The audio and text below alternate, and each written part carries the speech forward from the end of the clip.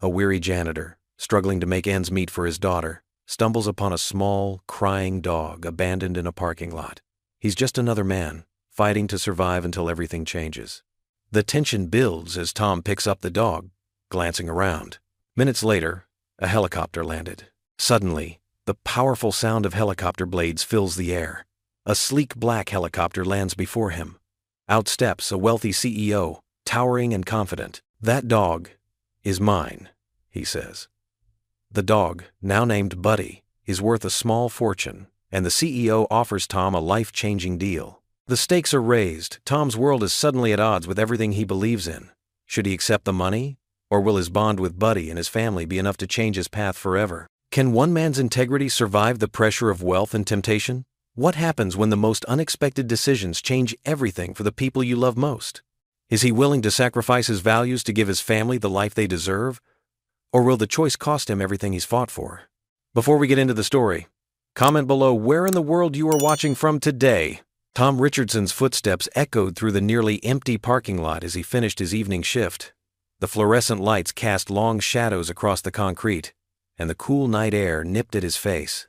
His shoulders ached from hours of mopping floors and emptying trash bins, but thoughts of Maggie waiting at home brought a tired smile to his face. He pulled his worn jacket closer, fishing in his pocket for his car keys.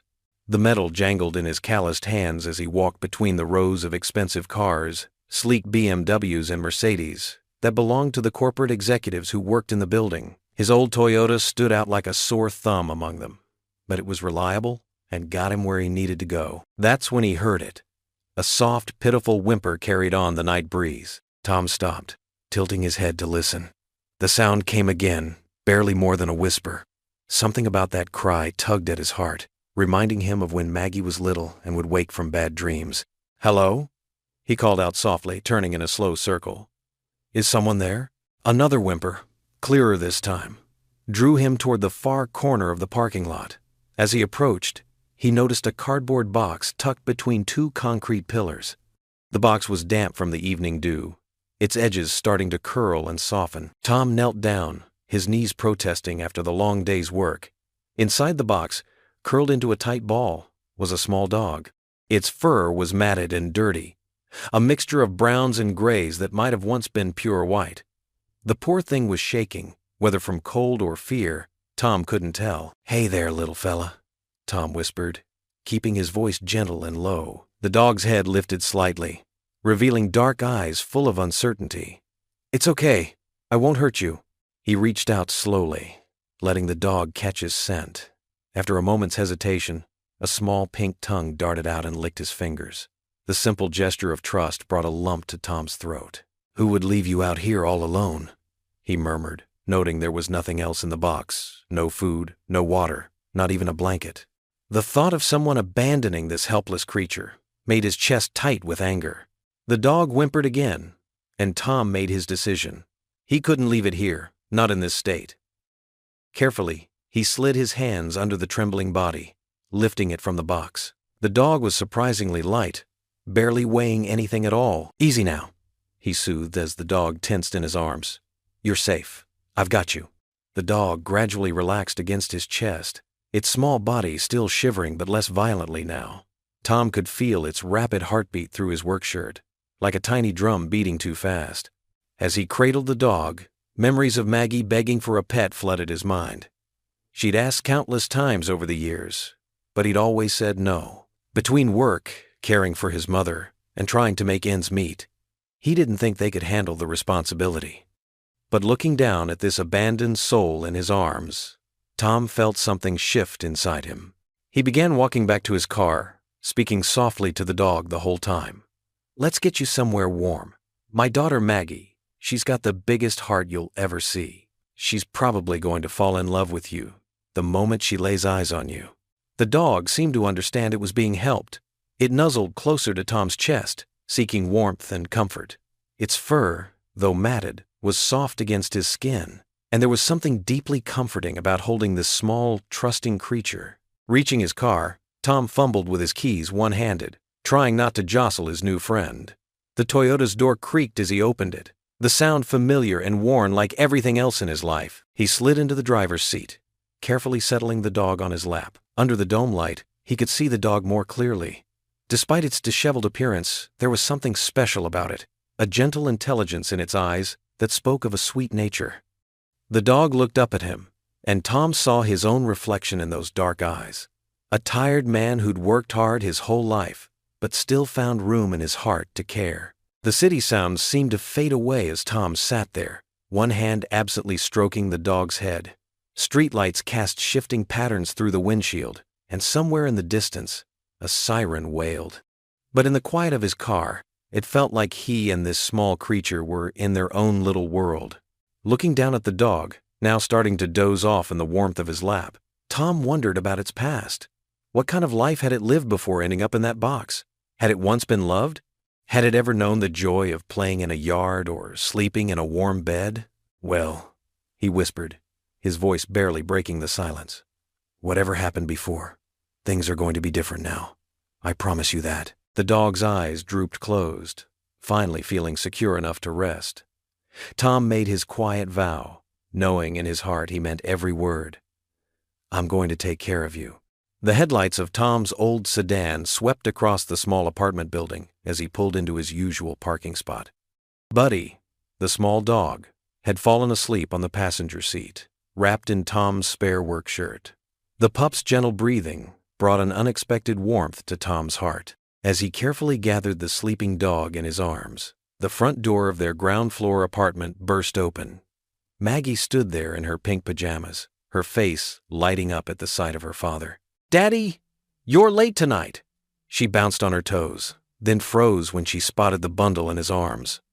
"What's that?" Tom stepped into the warm light of their modest home, the familiar scent of macaroni and cheese filling the air. "Well, sweetheart, I found someone who needs our help tonight." The shirt stirred, and a small furry head poked out. Maggie's eyes widened, her mouth forming a perfect O of surprise. "A puppy?" she whispered, as if speaking too loudly might make the dog disappear. "Found him abandoned in the parking lot at work," Tom explained, setting his keys on the small table by the door. The apartment wasn't much, just a living room with worn but clean furniture, a tiny kitchen, and 2 bedrooms. But it was home. Poor little guy was all alone in a box. Maggie approached carefully, her previous excitement replaced with gentle concern. "Can I pet him?" "Go ahead, but nice and slow. He's been through a lot tonight."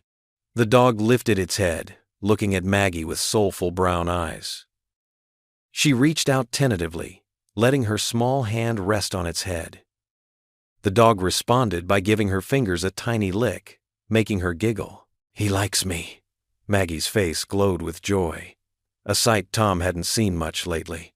Not since her grades had started slipping and her teacher had called about her becoming withdrawn in class. "Sure seems that way." Tom settled onto their old couch, still cradling the dog. Maggie immediately curled up beside him, her attention fixed on their unexpected guest. "Can we keep him, Daddy? Please?" She looked up at him with pleading eyes. "I'll help take care of him, I promise. I'll feed him and walk him and everything." Tom hesitated. Another mouth to feed would stretch their already tight budget, but seeing the spark of happiness in his daughter's eyes made his heart ache. It had been too long since he'd seen her this animated. "Well," he started, but Maggie was already racing ahead. "We should name him. How about Buddy?" She scratched behind the dog's ears, and his tail began to wag. "See? He likes it." Tom couldn't help but smile. "Buddy, huh? That's a good name." "It's perfect, because he'll be our buddy forever," Maggie declared with the absolute certainty only an 8-year-old could muster. The dog, now officially Buddy, seemed to perk up at his new name, his tail wagging more vigorously. He squirmed in Tom's arms until he could give Maggie's face a proper licking, making her laugh out loud. Okay, Tom chuckled. "But first things first. We need to get him some food and clean him up a bit." "I'll get him some water." Maggie jumped up and rushed to the kitchen, returning moments later with a bowl of water that sloshed dangerously with each step. "Careful there, sweetheart." Tom helped her set the bowl down, and Buddy eagerly lapped up the water. While Maggie watched Buddy drink, Tom went to the kitchen and found some leftover chicken from yesterday's dinner. He shredded it into small pieces, put it in a bowl, and brought it back to their new friend. "Look how hungry he is," Maggie observed as Buddy devoured the chicken. "Those mean people who left him didn't feed him, did they?" Tom's heart squeezed at her words. No, honey, I don't think they did, but he's with us now, and we'll take good care of him. After Buddy finished eating, Tom gave him a quick bath in their small bathroom sink, with Maggie acting as his eager assistant. The dog turned out to be smaller than he'd initially appeared. Most of his bulk had been matted fur and dirt. Once clean, his coat was a warm golden color, and his eyes seemed brighter. "Time for dinner ourselves," Tom announced, drying Buddy with an old towel. "The mac and cheese is probably cold by now, but we can heat it up." "Can Buddy sit with us?" Maggie asked, already setting an extra chair at their small kitchen table. "Sure, but he needs to stay on the floor, okay? No dogs on the furniture yet. Not until we get him checked out by a vet." They had just settled down to their reheated dinner, with Buddy curled up contentedly at their feet, when an unusual sound filled the air. The distinctive whop, whop, whop of helicopter blades. The noise grew louder and louder until it seemed to be right outside their building. The dishes on the table rattled slightly, and Buddy's ears perked up. "What's that?" Maggie asked, her fork frozen halfway to her mouth. Tom stood up and moved to the window, pulling back the curtain. His eyes widened as he watched a sleek black helicopter descending into the apartment complex's parking lot, its powerful landing lights illuminating the entire area in harsh white light. "Daddy?" Maggie's voice held a note of worry. "What's happening?" The rhythmic thump of helicopter blades shattered the quiet evening. Tom instinctively pulled Maggie closer as they watched through their living room window. The sleek black aircraft descended onto the empty parking lot, its powerful landing lights casting long shadows across the cracked asphalt. "Daddy, what's happening?" Maggie's voice quivered as she clutched Buddy tighter to her chest. The small dog whimpered, shrinking away from the noise. "Stay inside with Buddy, sweetheart." Tom's voice was calm, but his heart raced. He stepped out onto their small concrete porch, leaving the door slightly ajar. The helicopter's blades slowed to a stop, and the door slid open smoothly. A tall man emerged, his expensive suit a stark contrast to the worn buildings around him. His silver hair caught the streetlight as he surveyed the area, with the confidence of someone used to commanding attention. Even from a distance, Tom could see the man's perfectly polished shoes that probably cost more than his monthly rent. The stranger walked purposefully toward Tom's apartment, his presence drawing curious faces to neighboring windows. Tom stood straighter, grateful he was still in his work uniform.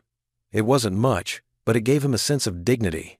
"Good evening," the man called out, his voice carrying easily across the parking lot. "I believe you have something that belongs to me."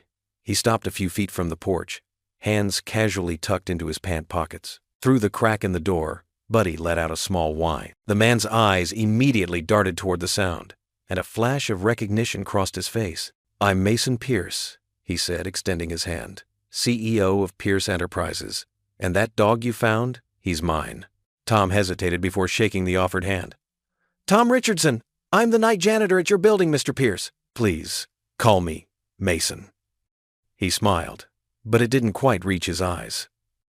"That dog is a pure-bred Azawak, quite rare and incredibly valuable. I've been searching for him since he disappeared 2 days ago." Behind Tom, the door creaked open slightly. Maggie peeked out, still holding Buddy protectively. The dog trembled in her arms but made no move to go toward Mason. "Ah, and who do we have here?" Mason's tone softened as he noticed Maggie. "This is my daughter, Maggie." Tom placed a protective hand on her shoulder. "We just found the dog abandoned in a box near the building. He was scared and crying." Mason's expression tightened momentarily before he smoothed it away with practiced ease. "Yes, well, he must have gotten loose from my estate. These breeds can be quite spirited." He reached into his jacket and pulled out a checkbook. "I'd be happy to compensate you for finding him. Shall we say $10,000? Tom's breath caught in his throat. $10,000. That could cover his mother's medical bills for months, maybe even help with Maggie's college fund. He looked down at his daughter, who was now pressing herself against his side, her arm still wrapped around the trembling dog. "The dog seems scared of you," Tom said carefully, watching Mason's reaction. Mason's smile faltered slightly. "He's naturally shy with everyone. Look, I'll make it 20,000. That's more than fair for returning lost property." The word property made Tom's stomach turn. He watched as Buddy buried his face deeper into Maggie's arms, clearly seeking comfort. The dog had shown nothing but trust since Tom had found him, and now he was shaking like a leaf. "Daddy." Maggie whispered, her voice barely audible. Buddy doesn't want to go with him.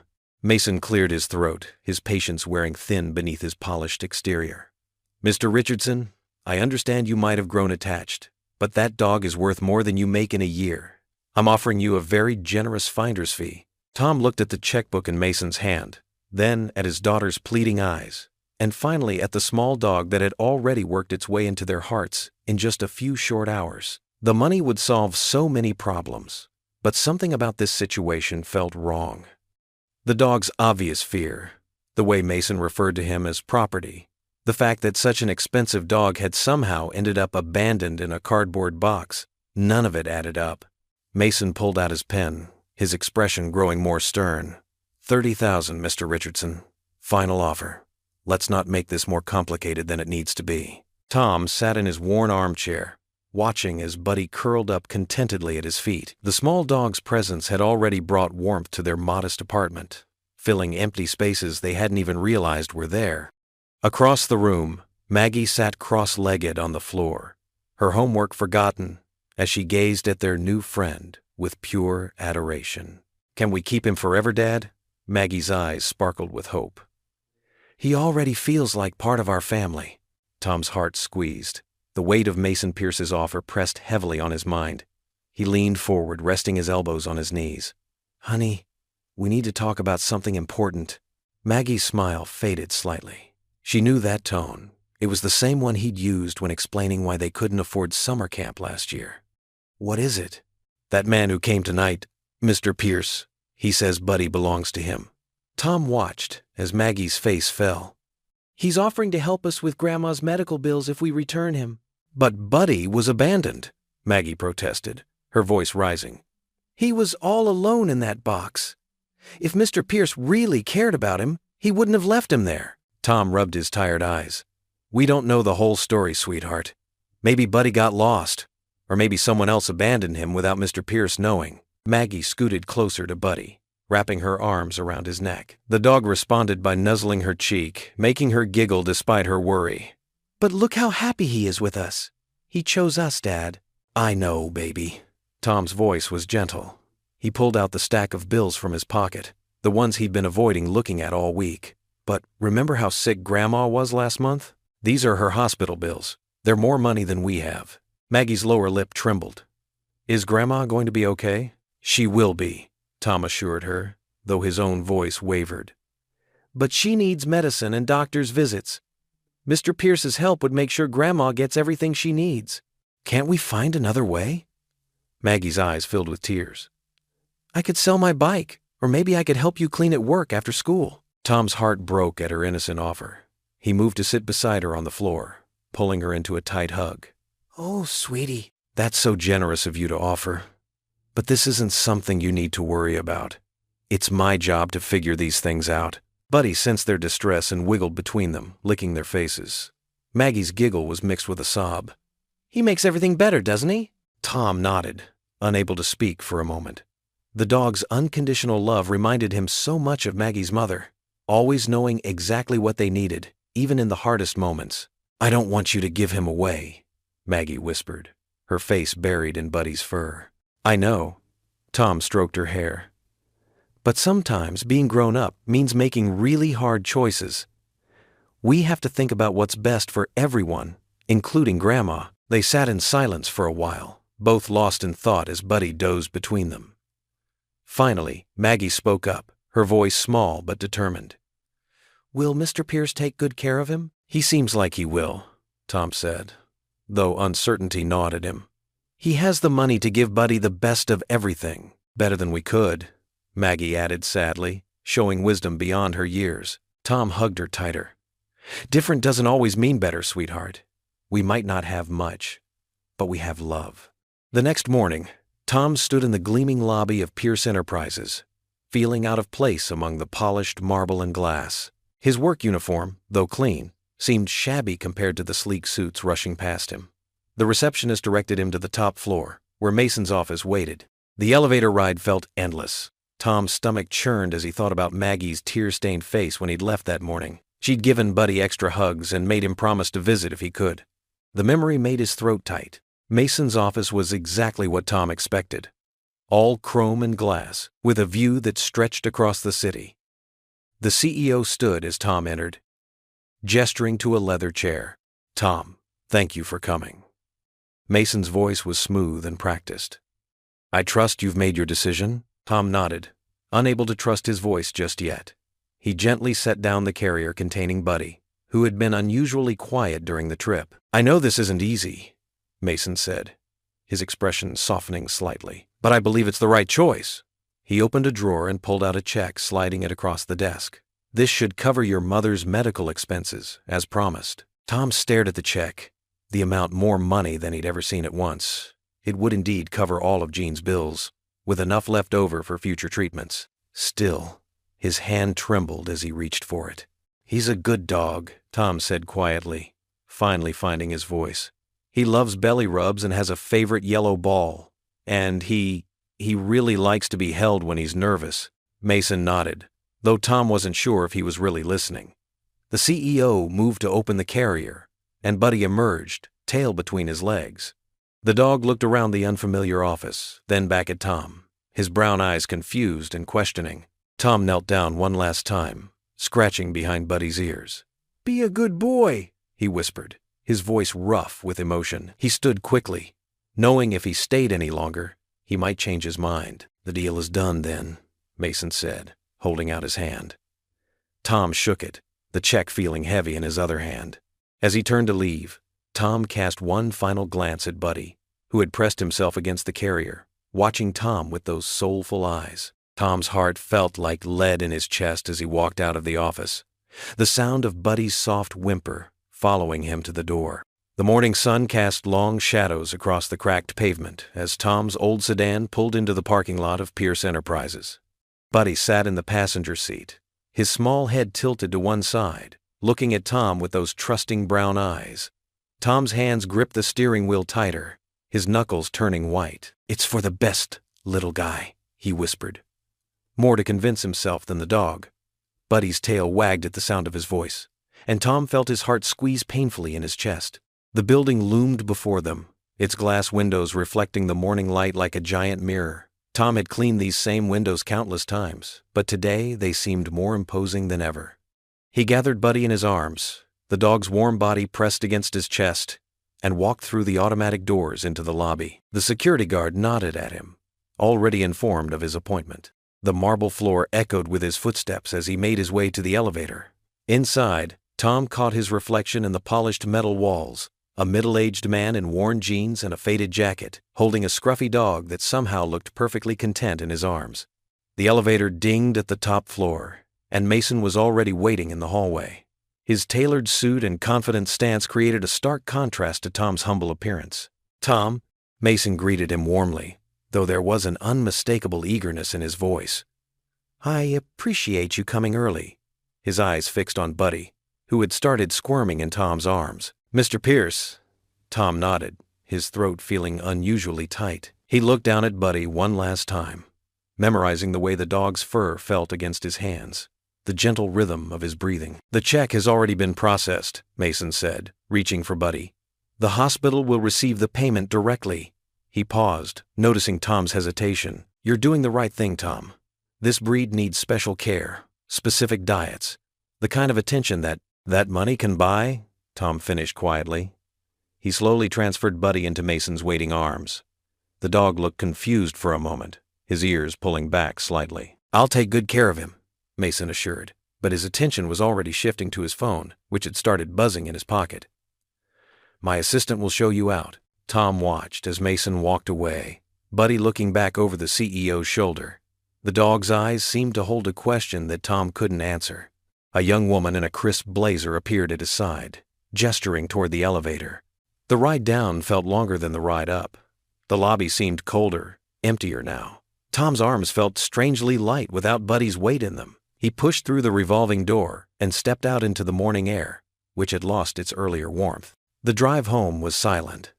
No excited pants, no small whimpers of curiosity, just the steady hum of his car's engine and the occasional honk of distant traffic.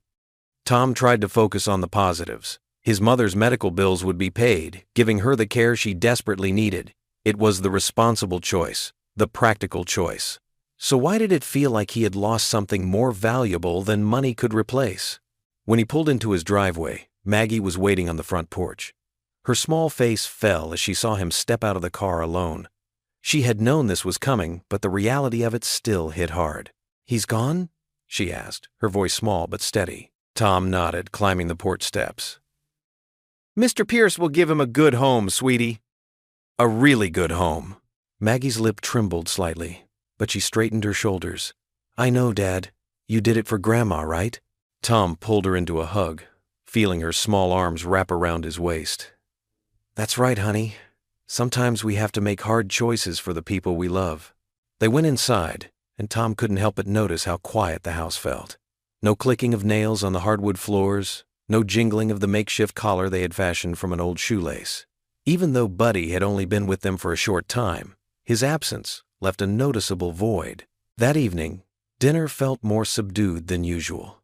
Maggie pushed her peas around her plate, occasionally glancing at the empty space beside the table where Buddy had sat the night before. Tom tried to start conversations about school and her upcoming science project, but they fizzled out quickly. Later that night, after tucking Maggie in, Tom lay in his bed, staring at the ceiling.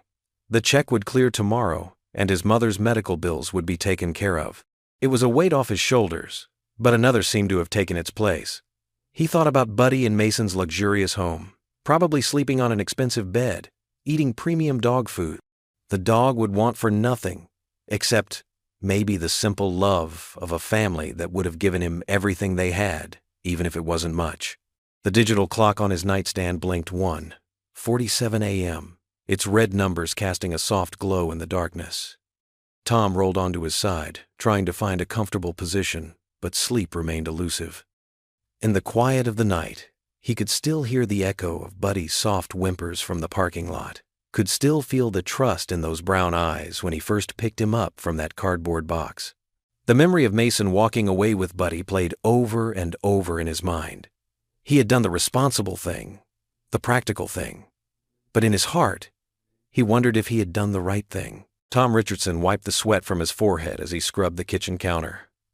Sunday mornings were for cleaning, a routine he'd kept for years. The familiar lemon scent of cleaning spray filled the air as he moved methodically through his modest home. Classical music drifted softly from the old radio on the windowsill, his mother Jean's favorite station. Through the window, he could see Maggie in the backyard, drawing in her sketchbook under the shade of their maple tree. The sight brought a small smile to his face, though it didn't quite reach his eyes. The empty dog bowl by the back door still made his chest tighten whenever he noticed it. The shrill ring of his cell phone cut through the peaceful morning. Tom dried his hands on a dish towel and fished the phone from his pocket. His eyebrows rose at the unfamiliar number. "Hello?" he answered, leaning against the counter. "Tom, it's Mason Pierce." The familiar voice caught Tom off guard. He straightened up immediately, as if the CEO could see him through the phone. "Mr. Pierce," Tom said, his voice careful. "Is everything all right with the dog?" A warm chuckle came through the line. "Buddy's doing fine. Actually, that's not why I'm calling." There was a pause, and Tom could hear papers shuffling in the background. "I've been watching you, Tom. The way you handled the situation with Buddy showed real integrity. Not many people would have done what you did." Tom's forehead creased. "I just did what seemed right, sir. And that's exactly why I'm calling," Mason continued. "Tom, I'll be direct. My company is facing some challenges. The media hasn't been kind to us lately, and, frankly, we could use someone like you." Tom blinked, confused. "Someone like me?" "Yes. I need a personal advisor. Someone who understands real people. Someone with genuine values." Mason's voice grew more animated. "The truth is, Tom, we've lost touch with what matters. All this wealth, all this success, it means nothing if we can't connect with ordinary people anymore."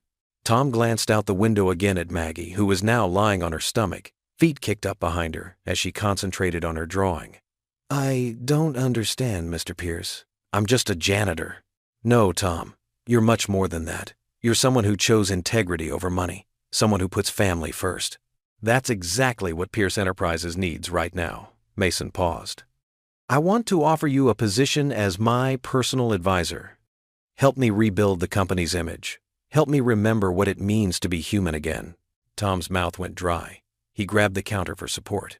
I don't have any experience in corporate work, Mr. Pierce. I wouldn't know the first thing about— That's exactly why you're perfect for this, Mason interrupted. We don't need another suit-spouting corporate jargon. We need someone real, someone genuine. The salary would be substantial, Tom. You could provide a better life for your daughter. Get the best care for your mother. Tom's mind raced. The thought of leaving his simple but honest work for the corporate world made his stomach churn.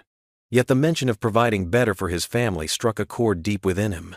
I don't know what to say, Tom admitted, his voice slightly shaky. Take some time to think about it, Mason replied kindly. Talk it over with your family. But Tom, this could change everything for you. After hanging up, Tom stood motionless in his kitchen, the cleaning spray forgotten in his hand. The classical music continued to play softly, but he barely heard it. His thoughts were a jumbled mess of possibilities and fears. Dad? Maggie's voice startled him. She stood in the doorway, her sketchbook tucked under her arm. Are you okay? You look weird. Tom managed a small smile. I'm fine, sweetheart. Actually, could you get Grandma? I need to talk to both of you about something. A few minutes later, they sat around the kitchen table. Jean adjusted her reading glasses, looking at her son with concern. What's troubling you, Tommy? Tom took a deep breath and explained Mason's offer. As he spoke, he watched their reactions carefully. His mother's expression remained thoughtful, but Maggie's eyes grew wider with each detail. Dad, that's amazing, Maggie burst out when he finished. She bounced in her chair, her earlier artwork forgotten. You could work in that huge building downtown, and we could get a bigger house, and maybe even— Slow down, sweetie, Tom said gently. It's not that simple. Why not? Maggie's enthusiasm didn't dim. Mr. Pierce must think you're really special to offer you such an important job. And you are special, Dad. Jean reached across the table and patted Tom's hand. What's really bothering you about this, Tommy? Tom sighed, running his free hand through his graying hair. It's just such a different world. The pressure, the responsibility. What if I'm not cut out for it? And what about you two? A job like that would mean longer hours, more stress. We'll manage, Jean said firmly. We always have. But that's just it, Tom replied, his voice tight with emotion. I don't want you to just manage. I want to be here for you both. Really here. Not just physically present, but too exhausted to actually spend time together.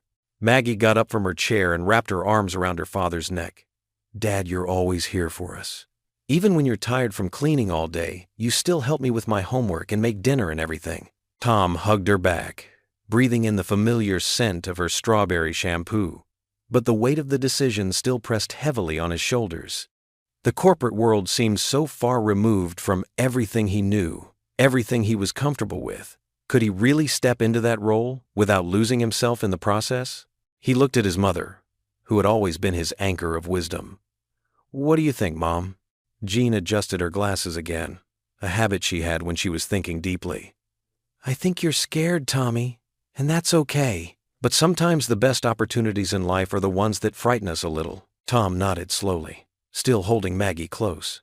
The decision loomed before him like a mountain he wasn't sure he could climb. The promise of a better life for his family pulled at him, but the fear of losing what they already had, their simple, honest life, held him back. Tom stood in front of the gleaming glass doors of Pierce Enterprises, his reflection staring back at him in his new Navy suit. The building stretched toward the sky, all steel and glass, nothing like the modest places he'd worked before.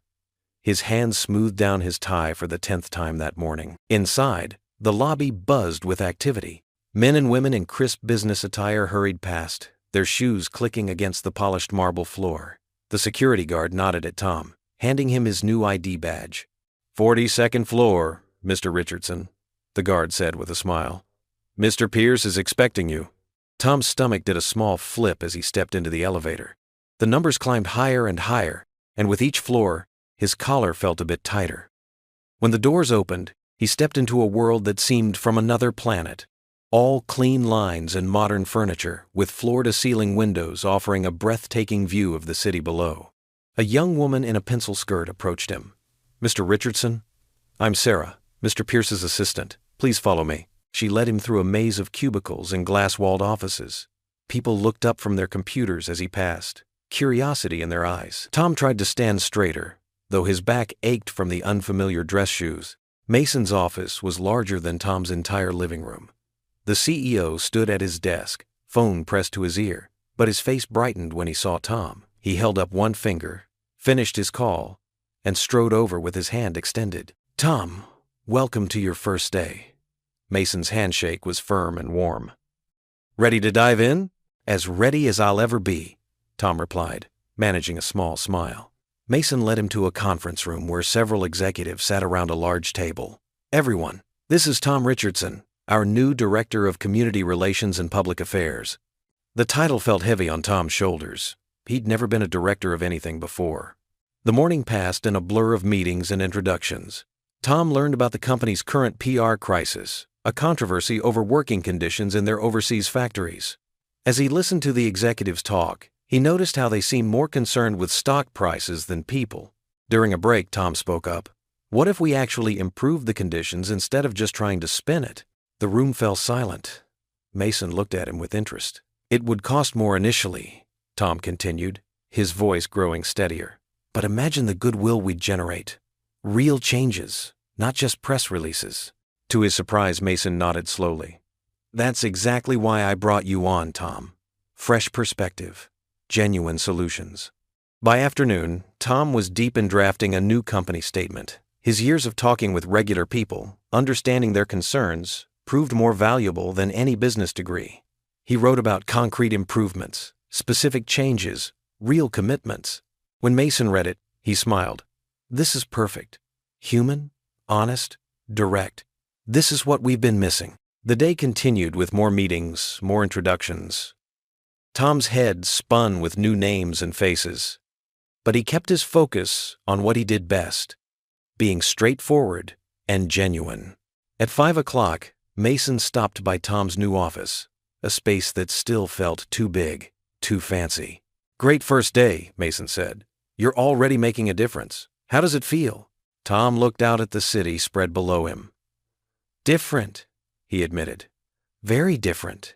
The drive home felt longer than usual. Tom's new dress shoes pinched his feet, and his mind was full of everything he'd learned. The familiar sight of his small house brought both relief and a strange new perspective. He'd never noticed how the paint was peeling around the windows before. Inside, Maggie bounded toward him like an excited puppy. "Dad, how was it? Did you get your own office? Did you meet important people?" Tom scooped her up in a hug, breathing in the familiar scent of her strawberry shampoo. "Yes to all of those questions, sweetheart." His mother Jean sat in her usual chair, her knitting needles clicking softly. Her eyes studied his face carefully. "You look tired, Tommy." "I'm fine, Mom," he said, loosening his tie. "Just a lot to take in." Maggie pulled him to the couch, eager to hear everything. "Tell us about your office. Is it big? Does it have a view?" Tom described the glass walls, the city view, the modern furniture. Maggie's eyes grew wider with each detail. "That sounds amazing," she exclaimed.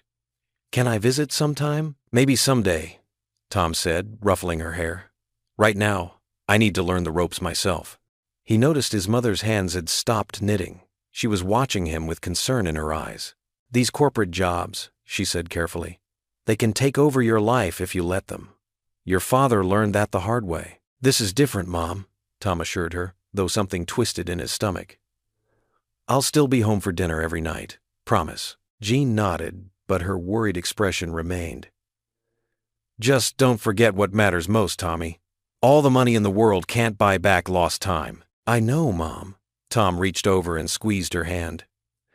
"This is for us, for all of us. Things will be better now." But as he said it, he caught his reflection in the window, the unfamiliar suit, the tie that still felt like a noose around his neck.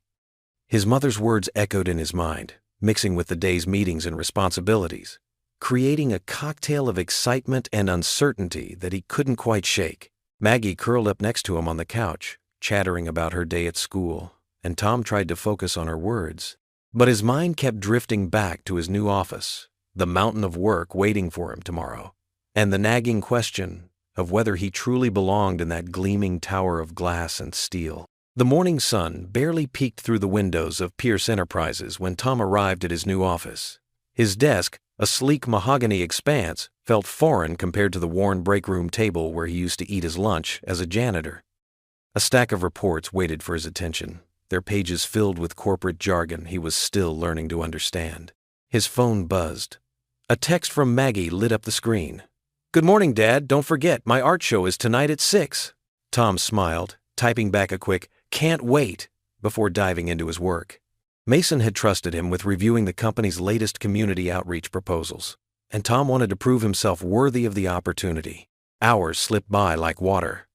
The sun climbed high, then began its descent. Tom's office phone rang constantly, PR representatives seeking his input, department heads requesting meetings, Mason checking in on various projects.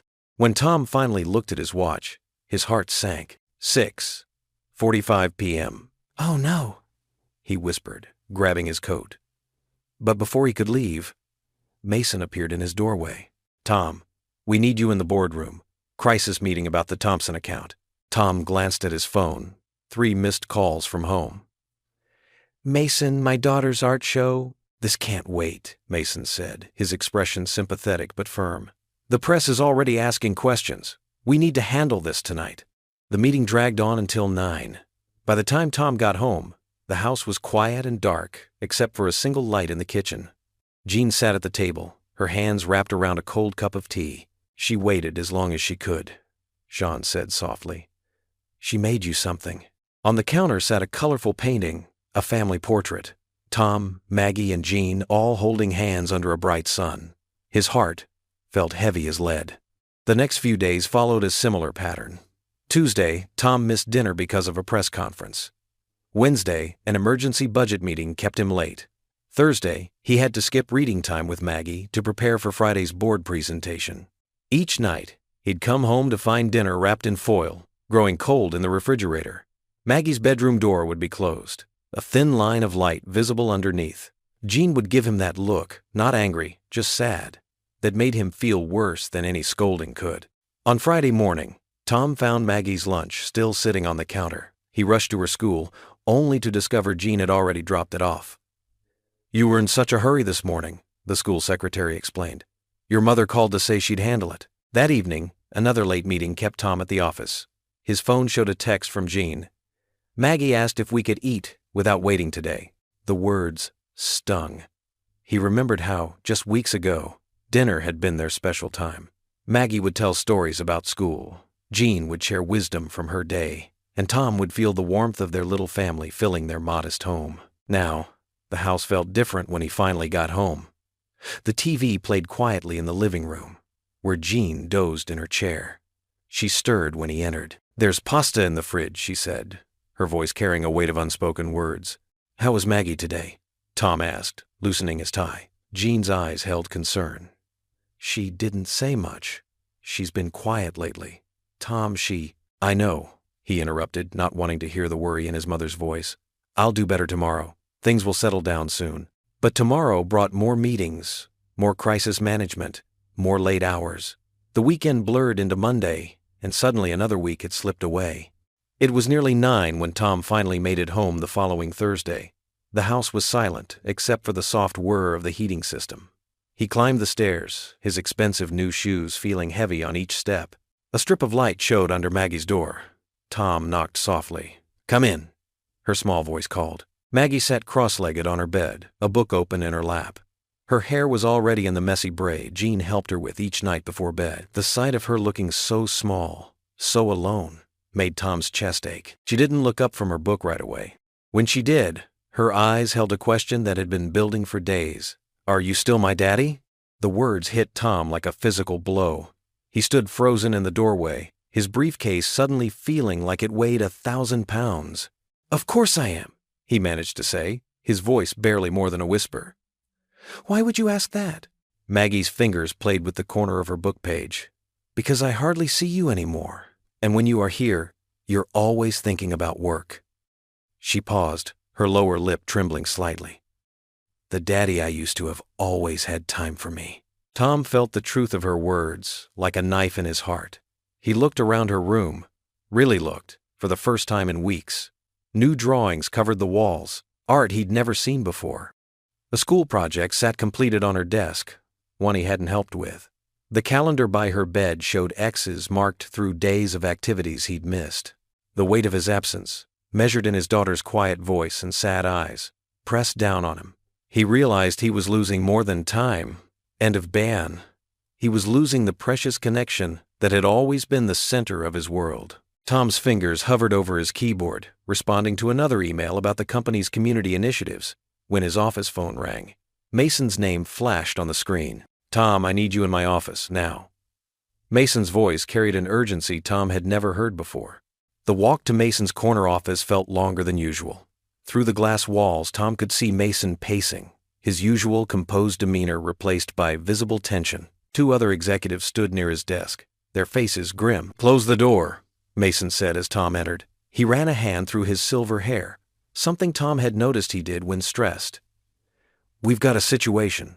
The morning sun cast long shadows across the plush carpet as Mason gestured for Tom to sit. "Our CFO, James Parker, has been cooking the books. The SEC is investigating us for fraud." Mason's words landed like heavy stones in Tom's stomach. "How bad is it?" Tom asked, his throat dry. "Bad enough that we could lose everything." Mason picked up a newspaper from his desk and tossed it to Tom. The headline screamed, "Pierce Enterprises under investigation. Whistleblower alleges massive fraud." One of the executives, a woman in a charcoal suit, stepped forward. "The press is already calling. We need to get ahead of this." Tom's phone buzzed in his pocket, probably Maggie sending another reminder about her art show. He ignored it, focusing on the crisis at hand. "Tom," Mason said, "I brought you on because you understand people. You have integrity. I need you to help me navigate this." His eyes held a desperate plea that made Tom uncomfortable. "We need to draft statements, arrange interviews, coordinate with legal." The next few hours became a blur of emergency meetings, phone calls, and rapid-fire decisions. Tom found himself in the center of it all, working with PR teams, lawyers, and crisis management experts. His simple office transformed into a command center, with people streaming in and out, bringing updates and seeking guidance. By late afternoon, Tom's desk was buried under press releases and media statements. His phone showed 3 missed calls from home. The art show, he'd completely forgotten. His heart sank as he checked the time. 7:30 p.m. "Tom, we need your input on this statement," called Sarah from PR, waving a draft in the air. "The Wall Street Journal is on line 2, his assistant announced. "Mason wants to review the morning show talking points," another voice added. Tom's head spun. He thought of Maggie, probably standing alone at her art show, searching the crowd for her father's face. He reached for his phone, but Mason burst through the door. "The board's calling an emergency meeting. I need you there with me." The meeting dragged on for hours. Tom watched the city lights flicker on through the boardroom windows, then slowly start to dim. His tie felt like a noose around his neck as he presented crisis management strategies to stern-faced board members. When he finally left the office, the streets were empty. His car sat alone in the vast parking lot, a solitary island under the fluorescent lights. The same lot where he'd found the dog that had started all of this? The drive home felt eternal. Each traffic light reminded him of another promise broken, another moment missed. His house was dark when he pulled up, save for the porch light Jean always left on for him. Inside, the silence was deafening. A piece of paper sat on the kitchen counter. A program from Maggie's art show. Next to it, a child's drawing showed 3 figures: a tall man in a suit, a little girl, and an empty space between them. Tom's feet felt heavy as he climbed the stairs to Maggie's room. The door creaked softly as he pushed it open. Moonlight spilled across her bed, illuminating her peaceful face. Her art supplies lay scattered on her desk: markers, colored pencils, and half-finished drawings. He sat gently on the edge of her bed, careful not to wake her. Her brown hair splayed across the pillow, and he noticed she'd started braiding it herself, something he used to do for her every morning. His throat tightened. "I'm sorry, sweetheart," he whispered, brushing a strand of hair from her forehead.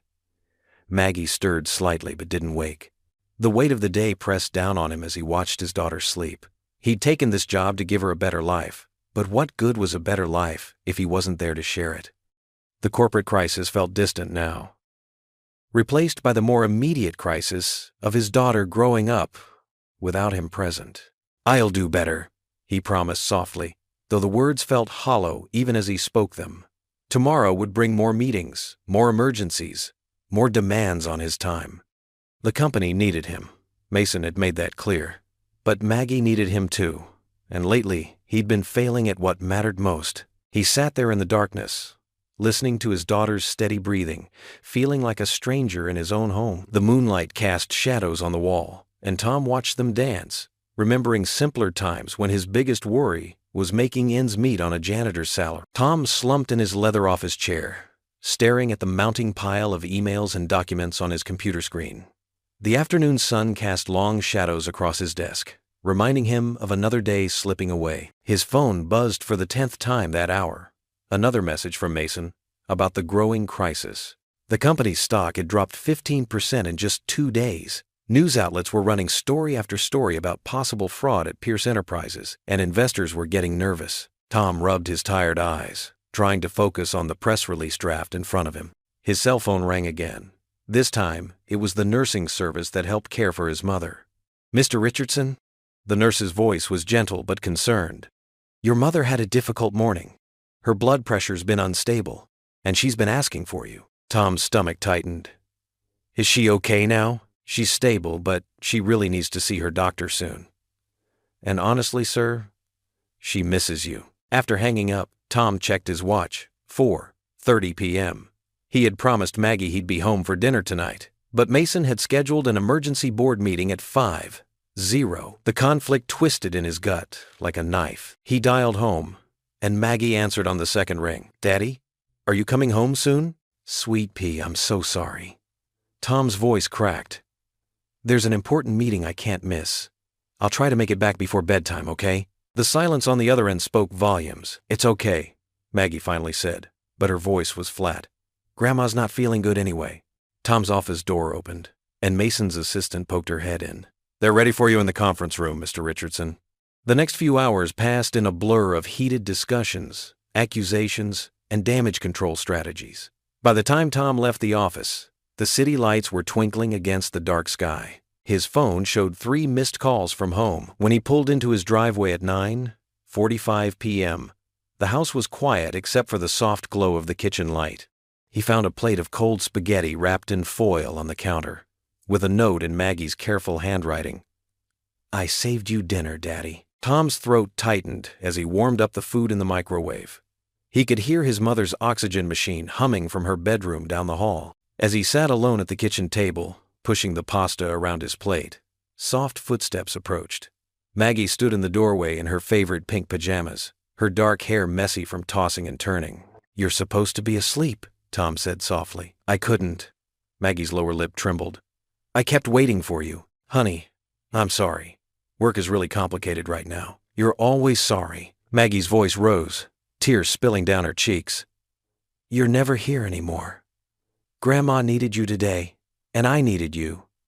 But you weren't here." The stress of the past weeks, the pressure at work, and the guilt of neglecting his family suddenly boiled over. "What do you want from me, Maggie?" Tom snapped, his voice harder than he'd ever used with her. "I'm doing all of this for us. For you. Do you think I want to work these hours? Do you think I enjoy missing dinner?" Maggie stepped back as if he'd struck her, her eyes wide with hurt and surprise. Without another word, she turned and ran to her room.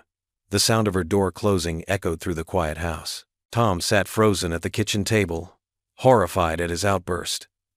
The half-eaten plate of spaghetti grew cold again as the weight of what just happened settled over him. His daughter's tears, his mother's declining health, the crushing responsibilities at work. It was all falling apart. From down the hall, he could hear muffled sobbing from Maggie's room.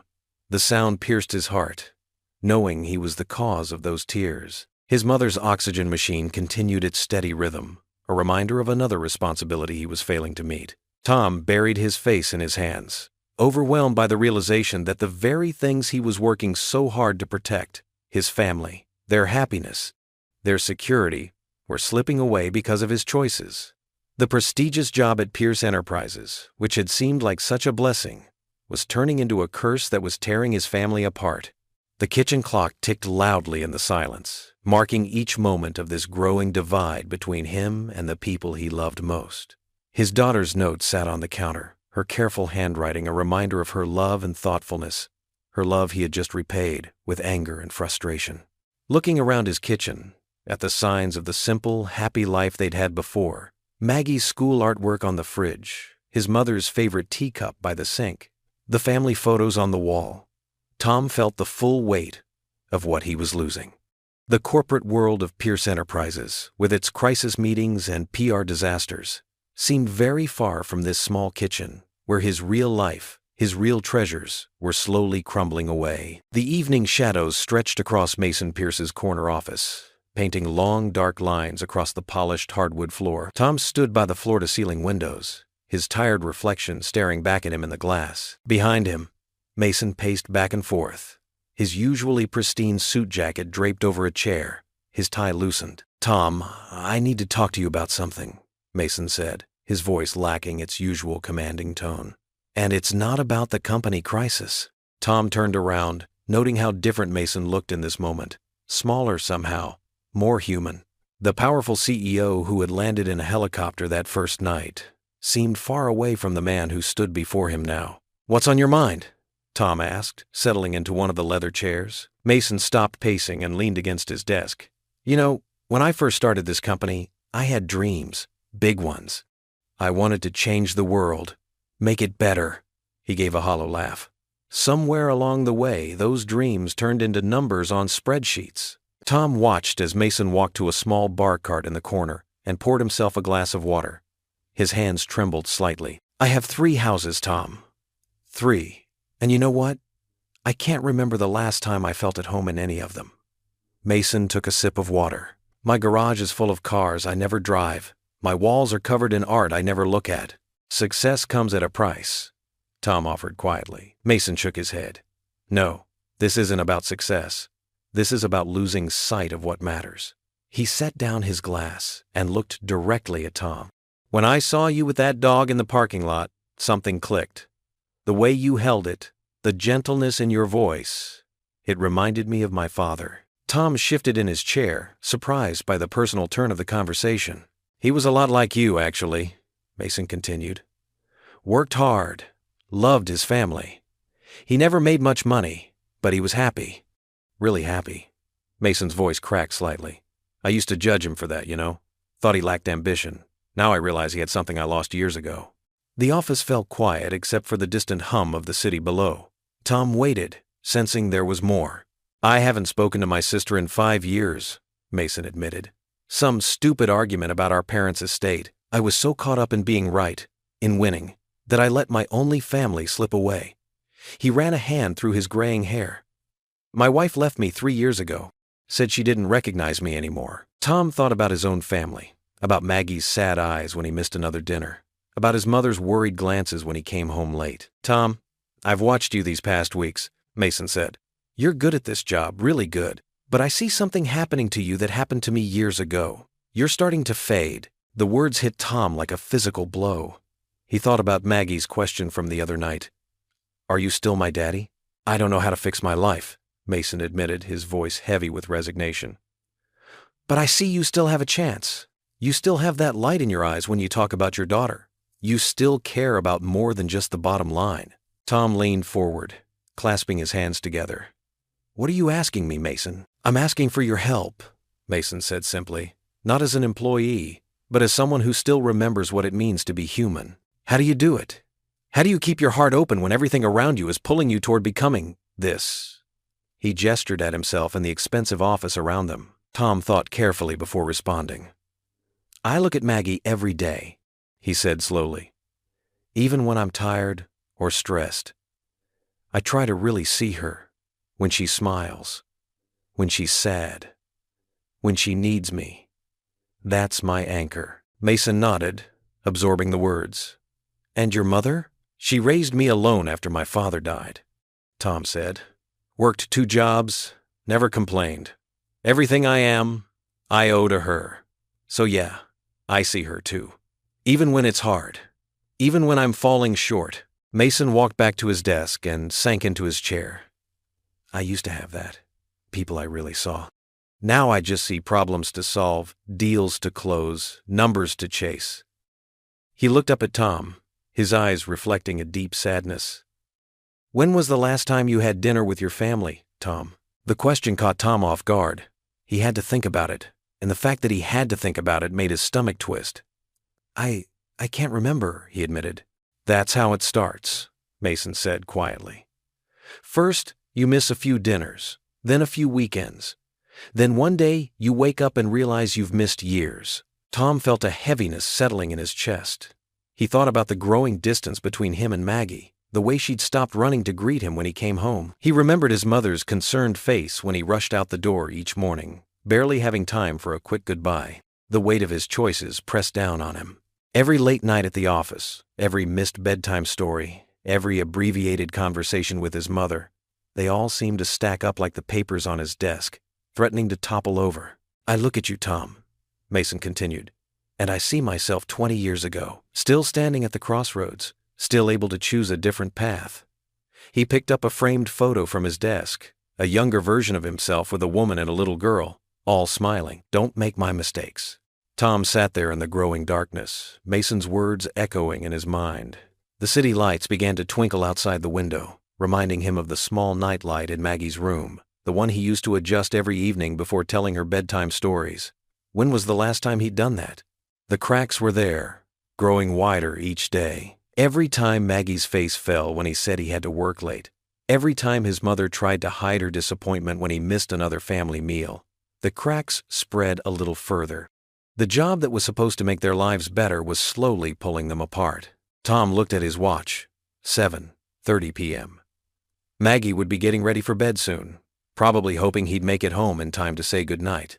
His mother would be sitting in her favorite chair, pretending not to watch the clock. The realization hit him hard. The sacrifices he was making weren't just his own. His family was paying the price too. Tom's fingers drummed against his desk in Pierce Enterprises as he reviewed another press release. The morning sun streamed through the window, casting a warm glow on the stack of papers before him. His phone buzzed, and he noticed his neighbor Mrs. Martinez's number flash across the screen. His heart skipped a beat. She only called in emergencies. "Hello?" Tom's voice wavered. "Tom, it's about your mother," Mrs. Martinez said, her voice tight with worry. "She collapsed in the kitchen. The ambulance is here now." Tom's world tilted sideways. His hand gripped the edge of his desk as he stood up, knocking over his coffee mug. "I'm on my way." Just as he grabbed his coat, his office phone rang. Mason's name flashed on the caller ID. Tom hesitated for a split second before answering. "Tom, we need you in the conference room now." Mason's voice was sharp with urgency. "The board is meeting about the crisis, and we need your input on damage control." "Mason, I can't. My mother." "This is crucial, Tom. The company's future is at stake. We're talking about thousands of jobs." Tom's throat tightened as he looked at the family photo on his desk. Him, Maggie, and his mother at the park last summer. His mother's smile was bright and warm, just like always. "I'm sorry, Mason. My mother's being taken to the hospital. I have to go." "Tom, please, just 1 hour." "No," Tom's voice was firm. "Family comes first." He rushed through the building's lobby, his footsteps echoing off the marble floors. The drive to the hospital felt endless, every red light an eternity. His hands gripped the steering wheel so tight his knuckles turned white. At the hospital, Tom found his mother in the emergency room. She looked small and fragile in the hospital bed, her silver hair spread across the sterile white pillow. Maggie sat beside her, holding her grandmother's hand, tears streaming down her face. "Daddy," Maggie whispered as he entered. "Gran wasn't feeling good and then she just fell." Tom wrapped his arms around his daughter, pulling her close. "It's okay, sweetheart. I'm here now." His phone buzzed again, Mason calling. Tom silenced it, without looking. The doctor came in, clipboard in hand. "Mr. Richardson, your mother's had a minor stroke. We caught it early, which is good, but she'll need careful monitoring and rehabilitation." Tom nodded, his throat tight. "Whatever she needs, doctor." His phone buzzed again, this time with a text from Mason. "Crisis meeting in progress. Need your input ASAP." Tom stared at the message, then at his mother's pale face. She stirred, her eyes fluttering open. "Tom?" Her voice was weak but clear. "I'm here, Mom." He took her hand, noting how cold it felt. "You should be at work," she murmured. Tom shook his head. "No, Mom. This is exactly where I need to be." His phone buzzed again, and again, Each time, Mason's name appeared on the screen. Jean's eyes focused on the phone. That seems important. Nothing's more important than you and Maggie, Tom said. And as the words left his mouth, he felt their truth settle deep in his bones. He thought about the past few months, the missed dinners, the late nights at the office, Maggie's sad eyes when he couldn't make it to her school events. The hospital room was quiet except for the steady beep of the heart monitor. Outside, life went on. Doctors and nurses rushed past, phones rang. People talked in hushed voices, but in this moment, time seemed to stand still. Maggie climbed onto the bed next to her grandmother, careful not to disturb any of the tubes or wires. Jean smiled weakly, reaching out to stroke her granddaughter's hair. Tom watched them, his heart aching with love and regret. His phone buzzed one more time. This time, it was an email from Mason marked urgent. Tom looked at his mother and daughter, then at the phone in his hand. With a deep breath, he turned the phone off completely and slipped it into his pocket. The afternoon light filtered through the hospital window, casting long shadows across the room. Tom sat in the uncomfortable plastic chair, holding his mother's hand while Maggie read aloud from one of her favorite books. He thought about the corporate world he'd been so caught up in, the meetings, the crisis management, the constant pressure to maintain appearances. None of it mattered now. Not the fancy office, not the prestigious title, not the salary that had seemed so important. What mattered was right here in this room. His mother's warm hand in his, Maggie's sweet voice reading stories, the love that bound them together. "Tom," his mother said softly, "you look tired." He managed a small smile. "I'm okay, Mom." "No," she said, her voice stronger now. "You're not. You've been working too hard, trying to be something you're not." Her words hit home. Tom felt tears prick at his eyes as he looked at his mother's face, lined with age and wisdom, but still holding the same love and understanding she'd always shown him. "I thought I was doing the right thing," he whispered, "trying to give you both a better life." Jean squeezed his hand. "We already had the best life, Tom. We had love. We had each other. That's all we ever needed." Maggie looked up from her book, her eyes serious. "Dad, can we go back to how things were before? When you were home for dinner and told me bedtime stories?" Tom pulled his daughter close with his free arm, holding her tight. The weight of his recent choices pressed heavy on his heart. But in that pressure, he found clarity. The path forward suddenly seemed clear and bright, like sunshine after a storm. He looked at his mother, then at his daughter, and saw in their faces everything that truly mattered in life. The corporate world of Pierce Enterprises, with its crises and demands, felt far away and unimportant. Here, in this quiet hospital room, Tom Richardson found his truth. The elevator doors opened to the top floor of Pierce Enterprises, and Tom stepped out, his footsteps heavy on the polished marble floor.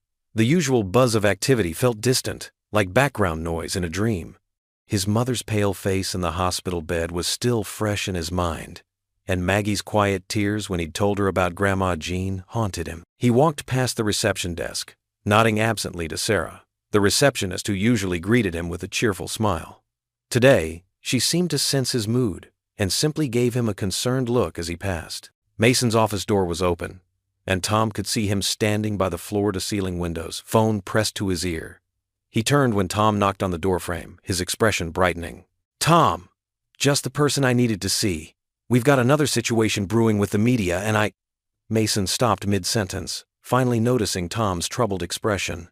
He quickly ended his call. "What's wrong?" Tom closed the door behind him and took a deep breath. "Mason, I need to talk to you about something important."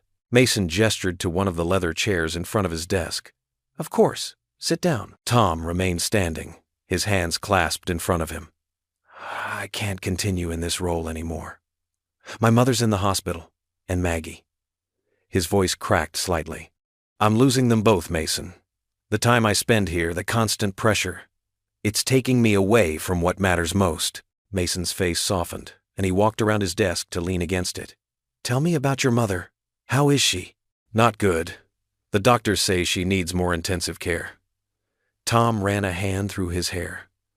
"And Maggie, she's been so quiet lately. Last night, she didn't even want to tell me about her day at school. She used to talk my ear off about everything." Mason nodded slowly, his usual businesslike demeanor falling away. "You know, Tom, when you first gave back that dog, I saw something in you that I hadn't seen in anyone else in a long time. Genuine integrity. That's why I wanted you here." He paused, looking out the window at the city below. "But maybe I've been selfish, keeping you from your family." Tom felt a weight lift from his shoulders at Mason's understanding. "I appreciate everything you've done for us, Mason. The medical bills, this job opportunity, it's more than I could have ever asked for, but I need to be there for my family now." "You don't need to explain," Mason said, standing up straight. "Family should always come first. I learned that lesson too late in my own life." He walked to a small cabinet and pulled out a folder. "I want you to have this." Tom took the folder hesitantly. Inside was a document detailing a trust fund set up for Maggie's education and Jean's medical care. "Mason, I can't accept this," Tom protested, trying to hand the folder back. Mason held up his hand. "Consider it compensation for showing me what really matters in life. Your time here has taught me more than you know." He smiled. "And don't worry about the PR crisis. I think it's time I face some of these problems myself instead of hiding behind press releases." Tom felt tears prickling at the corners of his eyes. "Thank you, Mason, for everything." "No thank you, Tom." Mason extended his hand and they shook firmly. "Now go home to your daughter. She needs her father." The drive home felt different this time. The weight of corporate responsibilities had lifted, replaced by a lighter sense of purpose. When Tom pulled into his driveway, he saw Maggie sitting on the front porch steps, her school backpack beside her. She looked up as he approached, surprise clear on her face. "Daddy, you're home early." Tom sat down next to her on the steps. "I am, and I'm going to be home early a lot more from now on." Maggie's eyes widened. "Really? What about your job with Mr. Pierce?" "I decided that being your dad is the most important job I have." Tom wrapped an arm around her shoulders. "I've missed so much lately, haven't I?" Maggie leaned into him. "I missed you too, Daddy. Is Grandma going to be okay?" "We're going to make sure she gets the best care possible, and we're going to face whatever comes next together, as a family." Tom pulled back to look at his daughter. "What do you say we start right now? Tell me about your day at school." A small smile spread across Maggie's face, the first real smile he'd seen from her in weeks. "Well, in art class today, we made these really cool paintings." As Maggie's voice filled the air with stories of her day, Tom felt a deep sense of peace settle over him. The sun was setting behind their modest house, casting long shadows across the yard where they used to play together. He made a silent promise to himself and to Maggie that those days would return. "And then Sarah showed everyone her new puppy pictures," Maggie was saying, her voice growing quieter. "I still miss Buddy sometimes." Tom hugged her closer. "I know, sweetie. I do too. But you know what? We've got something better than any dog or fancy job. We've got each other." "Promise you'll always be here?" Maggie asked, looking up at him with those wise eyes that seemed to see right through him. "I promise," Tom said firmly. "No matter what happens, I'll always be here for you." The morning sun streamed through the kitchen window as Tom flipped pancakes on the stovetop. The sweet aroma of maple syrup filled their modest home. He glanced at the clock. 7:15 a.m. No rushing today, no urgent meetings to attend, just breakfast with his daughter. "Daddy, are they ready yet?" Maggie called from the dining table, where she sat with her math homework spread out before her. "Almost, sweetie. Just getting that perfect golden brown." Tom smiled, watching the bubbles form on the surface of the batter. These quiet moments had become precious to him again. The past few weeks had brought a gentle rhythm back to their lives. Tom had returned to his old janitorial position, working regular hours that let him be home for dinner. The salary was modest compared to what he'd earned at Pierce Enterprises, but the peace of mind was worth far more than money could buy. "Can we visit Grandma after school today?" Maggie asked, putting down her pencil. "Of course we can." Tom carried a plate stacked with pancakes to the table. "She's been asking about you, says she misses your stories." Maggie's face lit up as Tom set a pancake on her plate. "I wrote a new one just for her. It's about a brave princess who helps people in her kingdom." Tom's heart swelled. His daughter's compassion never ceased to amaze him. Even with everything they'd been through, she remained thoughtful and caring. After breakfast, Tom drove Maggie to school, taking the long way so they could enjoy their morning conversation. She told him about her upcoming science project, and he promised to help her build a model of the solar system over the weekend. At the hospital later that day, Tom sat beside his mother's bed. while Maggie perched on the edge, reading her story aloud. Jean's eyes sparkled as she listened, her thin hand holding her granddaughter's. "That's beautiful, sweetheart," Jean said when Maggie finished. "You have such a wonderful imagination." Tom watched them together, grateful for these precious moments. The machines beeped steadily in the background, but they didn't seem as threatening anymore. The nurses had mentioned that Jean's vital signs were improving, and Tom credited it to the extra time they'd been able to spend with her. That evening, after helping Maggie with her homework and tucking her into bed, Tom sat in his favorite armchair, looking through old family photos. He came across one of Maggie when she was younger, holding a stuffed animal and beaming at the camera. The sight reminded him of Buddy, the dog they'd briefly had. Though the memory brought a twinge of sadness, he knew he'd made the right choice in stepping back from the corporate world. The next morning, Tom took Maggie to the park before school. They sat on a bench, sharing a breakfast sandwich, watching the neighborhood come to life. The local coffee shop owner waved as he opened his store. The elderly couple who walked their dog every morning stopped to chat. "I like having breakfast in the park," Maggie said, swinging her legs. "It's like a picnic every day." "Me too, sweetheart." Tom wrapped an arm around her shoulders. "Sometimes, the simple things are the best things." They spent their weekends doing craft projects, visiting Jean and helping their elderly neighbor, Mrs. Peterson, with her garden. Tom found himself rediscovering the joy in these small acts of kindness and connection. One afternoon, while Tom was teaching Maggie how to plant tomato seeds in their small backyard garden, his phone rang. The caller ID showed Mason Pierce's name. "Hello?" Tom answered, curious about why his former employer would be calling. "Tom?" Mason's voice was warm, excited even. "I hope I'm not catching you at a bad time." "Not at all. Just gardening with Maggie." "Perfect timing then, because what I want to discuss has everything to do with growing things." Mason paused. "I've been doing a lot of thinking since you left, Tom. About what really matters. About giving back to the community." Tom listened, watching Maggie carefully pat soil around a tiny seedling. "I want to fund a community center in your neighborhood," Mason continued. "A place where kids can go after school, where families can gather, where we can offer job training and support services, and I want your input on how to make it happen." Tom sat back on his heels, surprised. That's incredible, Mason." "You showed me something important, Tom. Success isn't just about profit margins and stock prices. It's about making a real difference in people's lives." As Mason outlined his vision for the community center, Tom felt a warmth spread through his chest. This was more than just a generous gesture. It was a sign that their brief time working together had meant something to Mason, too. "What do you think?" Mason asked. "Would you be willing to help me make this happen?" Tom looked at Maggie, who was now arranging stones around their newly planted seeds. "I'd be honored to help, Mason, but this time I'll do it while keeping my priorities straight." "I wouldn't have it any other way," Mason replied, and Tom could hear the smile in his voice. "How about we meet for coffee next week? Bring Maggie if you'd like. I hear she tells wonderful stories." After hanging up, Tom sat quietly for a moment, taking in the peaceful scene before him. His daughter humming as she worked in the garden, the afternoon sun warming his face, and now this unexpected opportunity to help his community. Life had a way of coming full circle. "Who was that, Daddy?"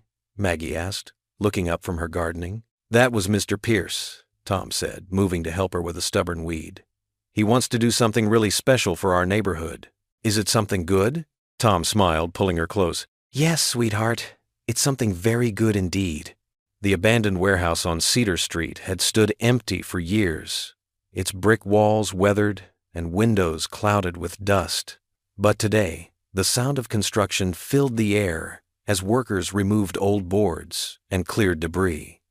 Tom Richardson stood in what would become the main entrance of the community center, carefully reviewing the blueprints spread across a makeshift table. "Tom, the electrical crew needs your input on the west side," called Marco, his old neighbor who'd volunteered to help with the renovation. Marco had been an electrician for 30 years, and his expertise was invaluable. Tom smiled, rolling up the blueprints.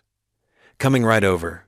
He made his way through the building, ducking under exposed beams and stepping over extension cords. The place was a mess now, but he could see its potential clearly in his mind.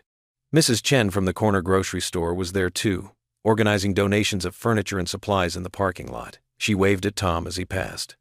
My son says he can help with the computer lab setup once we're ready, she called out. That would be wonderful, Mrs. Chen, thank you. Tom felt a warmth in his chest that had nothing to do with the summer heat. This was what community meant. People coming together, helping each other out. Mason had been true to his word about funding the center. But more than just writing checks, he'd connected Tom with architects, contractors, and city officials who could help make the dream a reality. The center would offer after-school programs, job training, and a safe space for neighborhood kids to gather. As Tom discussed the electrical layout with Marco, he noticed Maggie sitting cross-legged in a corner, drawing in her sketchbook. She'd been coming to the site every day after school, doing her homework and watching the transformation with wide-eyed wonder. Sometimes she'd offer suggestions that showed surprising insight, like adding a reading nook under the stairs or painting a mural in the children's area. What do you think about this spot for the computer stations? Tom asked Marco, pointing to the blueprint. Good location, near the windows. Natural light will help save on electricity bills. Marco nodded approvingly. But we'll need to run additional circuits for all those computers. Tom made some notes on the paper. In his previous life at Pierce Enterprises, he'd been surrounded by expensive suits and corporate jargon. Here, in his old work clothes and steel-toed boots, he felt more like himself than he had in months. During their lunch break, Tom sat with Maggie on the building's front steps, sharing sandwiches from their cooler. Workers and volunteers streamed past, each greeting them warmly. Old Mr. Peterson from the hardware store had donated tools. Sarah from the library was already planning reading programs. Even teenagers from the high school had shown up to help paint and clean. Look what I drew, Dad, Maggie said, showing him her sketchbook. She'd drawn a picture of the community center as she imagined it would look when finished. Bright and welcoming, with flowers in the windows and children playing outside. That's beautiful, sweetheart, Tom said, pulling her close. Maybe we can frame it and hang it in the entrance when we're done. Maggie beamed. Really? Really? Tom looked at his daughter's drawing, remembering how close he'd come to losing sight of what mattered most. The corporate world had nearly pulled him away from this, from his family, his community, his true self. Later that afternoon, Tom worked alongside his neighbors to install new windows.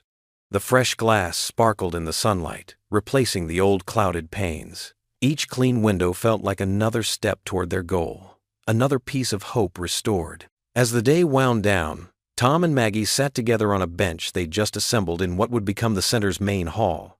The setting sun cast long shadows through the newly cleaned windows, painting the floor in warm stripes of gold. You know what, Maggie? Tom said softly, watching the dust motes dance in the sunbeams. I'm really proud of what we're doing here. Maggie leaned against his shoulder. Me too, Dad. It's like we're building something special for everybody. That's exactly what we're doing. Tom wrapped an arm around her shoulders. And I'm especially proud of you. You've been such a big help with everything. Even when I just sit and draw? She asked. Especially then, Tom assured her. You help us see what this place can become. Sometimes that's the most important part. Being able to imagine something better. They sat in comfortable silence, father and daughter, surrounded by the promise of what they were building together. The empty building was slowly transforming into something meaningful, just as their lives had found a new direction. Through the open door, they could hear the sounds of the neighborhood. Children playing, cars passing, the distant church bells chiming. These were the sounds of home, of community, of belonging. Tom squeezed Maggie's shoulder gently, grateful for this moment of quiet understanding between them. In the growing twilight, they shared a peaceful smile, knowing they were exactly where they needed to be, doing exactly what they were meant to do. The path ahead was clear now, illuminated by purpose and love rather than ambition and wealth. The morning sun painted golden streaks across the freshly painted walls of the new community center. Tom Richardson stood at the entrance, adjusting his tie nervously as people began gathering for the grand opening. The old warehouse had transformed into something beautiful, its brick walls now clean and restored, windows gleaming, and a new sign proudly displaying Richardson Community Center in warm, welcoming letters. Dad, look! Everyone's coming! Maggie tugged at his sleeve, her face beaming with excitement. She wore her favorite yellow dress, the one Jean had helped her pick out specially for today. Jean sat in her wheelchair beside them, her eyes twinkling with pride. Though frail, she had insisted on being here for this moment. The place looks wonderful, Tom. she said softly, reaching for his hand. Simply wonderful. People from all over the neighborhood streamed through the gates. Old Mrs. Martinez from the corner store. The Rodriguez family with their 4 children. Marco and his crew who'd helped with the electrical work. Even some of Tom's former co-workers from his janitorial days had come to show their support. Mason Pierce arrived in a modest sedan rather than his helicopter, dressed casually in jeans and a button-down shirt. He'd changed too, Tom noticed, becoming more grounded since their first encounter in the parking lot all those months ago. "You've done something remarkable here, Tom," Mason said, shaking his hand warmly. "This is exactly what the neighborhood needed." Inside, the center buzzed with activity. Children explored the new playground equipment in the recreational area while their parents toured the classrooms set up for after-school programs. The computer lab, stocked with new equipment, drew excited whispers from teenagers. In the senior center wing, elderly residents were already claiming their favorite spots in the comfortable sitting area. Maggie led her grandmother through the art room she'd helped design, pointing out the easels and supply cabinets. "Look, Grandma, we can teach painting classes here. And over there, that's where we'll have story time for the little kids." Tom watched them, his heart full. This was so different from his days at Pierce Enterprises. There, success was measured in profits and stock prices. Here, it showed in the faces of his neighbors, in their smiles and grateful words. The kitchen area had become a hub of celebration, with families bringing dishes to share. The aroma of Mrs. Martinez's tamales mingled with the smell of fresh bread from the Baker family's ovens. Children darted between adults, paper plates balanced precariously in their hands. "Remember when this was just an empty warehouse?" Marco asked, joining Tom by the window. "Now look at it. A real gathering place." Tom nodded, thinking back to those first planning meetings. Couldn't have done it without everyone pitching in. That's what community is all about. In the main hall, Jean insisted on saying a few words. Her voice, though quiet, carried weight as she spoke about the neighborhood's history and its resilience. "This center," she said, "is proof that when we care for each other, wonderful things happen." Maggie stood next to her grandmother, occasionally helping her with a sip of water, showing the same caring spirit that made Tom's chest swell with pride. She'd grown so much through this process, finding her own way to contribute and connect with others. The afternoon unfolded in a warm blur of conversations, laughter, and shared hopes for the center's future. Tom found himself surrounded by people sharing their plans, tutoring programs, senior exercise classes, job training workshops. The center was already becoming what he dreamed it could be, a place where people could grow, learn, and support each other. As the sun began to set, casting long shadows through the windows, the crowd thinned. Families headed home, carrying leftover dishes and happy memories. The excitement of the day settled into a peaceful contentment. Tom sat with Maggie and Jean in the quiet main room, looking at the photos they'd hung on the walls, old pictures of the neighborhood, snapshots of the renovation process, faces of community members who'd helped along the way. "We did it, Dad," Maggie said softly, leaning against his shoulder. Jean reached over and squeezed his hand. "You found your way home, Tom. This is where you belong." Tom looked around the room, at the fresh paint and new furniture, at the bulletin board already filling with community announcements. But more than the physical space, he saw what really mattered. The connections between people, the strength of family, the joy of giving back. This wasn't about status or wealth. It was about creating something meaningful, something that would last. Tom watched Maggie helping Jean with her shawl, both of them tired but happy, and knew with absolute certainty that he'd made the right choice. This simple, profound happiness was worth more than any corporate success could offer. The last rays of sunlight streamed through the windows, warming the room with a gentle glow. Tom smiled at his daughter, his heart full of peace and gratitude. This was exactly where they were meant to be. The community center buzzed with activity as volunteers arranged chairs and set up refreshments for the afternoon programs. Tom stood in the main hall, watching as Maggie helped an elderly neighbor with her art supplies. The walls, once cold and industrial, now displayed colorful children's artwork and community announcements. Sunlight streamed through the tall windows, warming the polished wooden floors. "Mr. Richardson?" Sarah, one of the teenage volunteers, poked her head through the door. "There's someone here to see you." Tom nodded, expecting another local resident interested in their programs.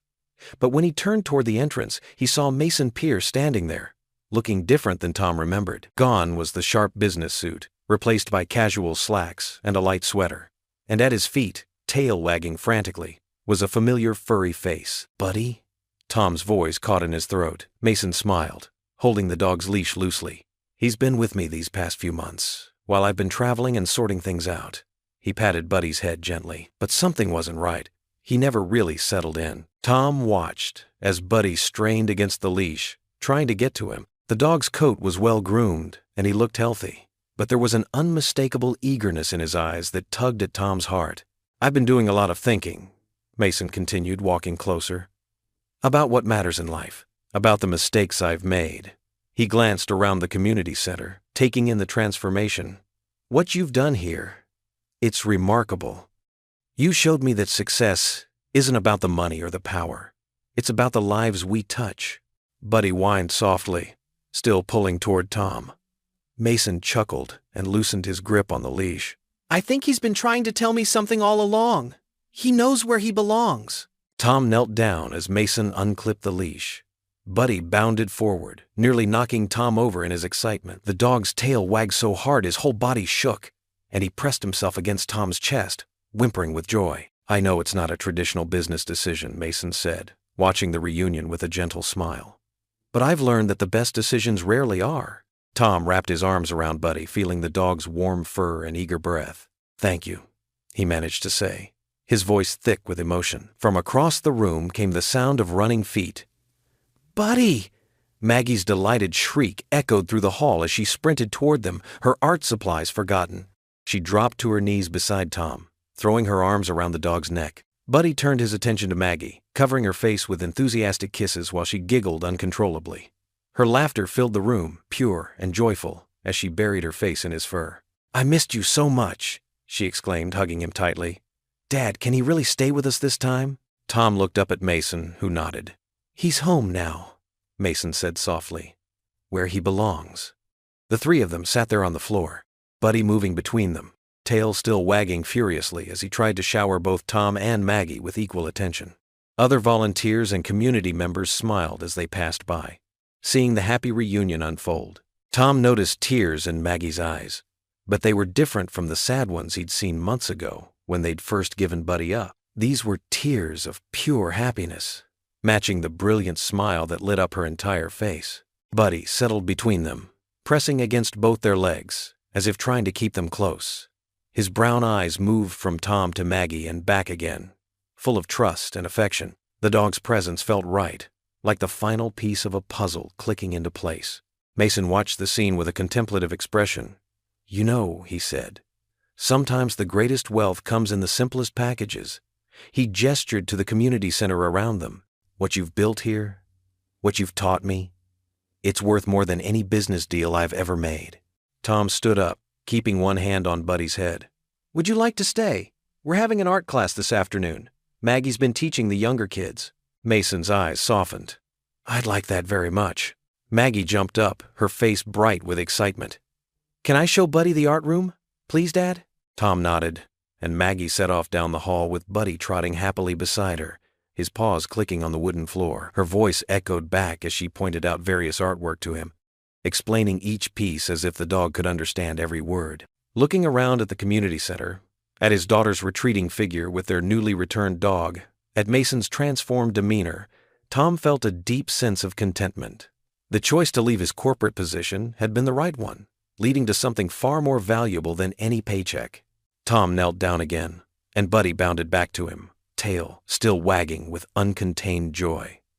The dog pressed against him, offering unconditional love and acceptance. Maggie ran back to join them, wrapping her arms around both Tom and Buddy in a tight hug.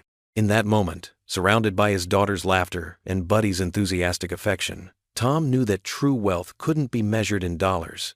It was measured in moments like these, in the love of family and the joy of coming home.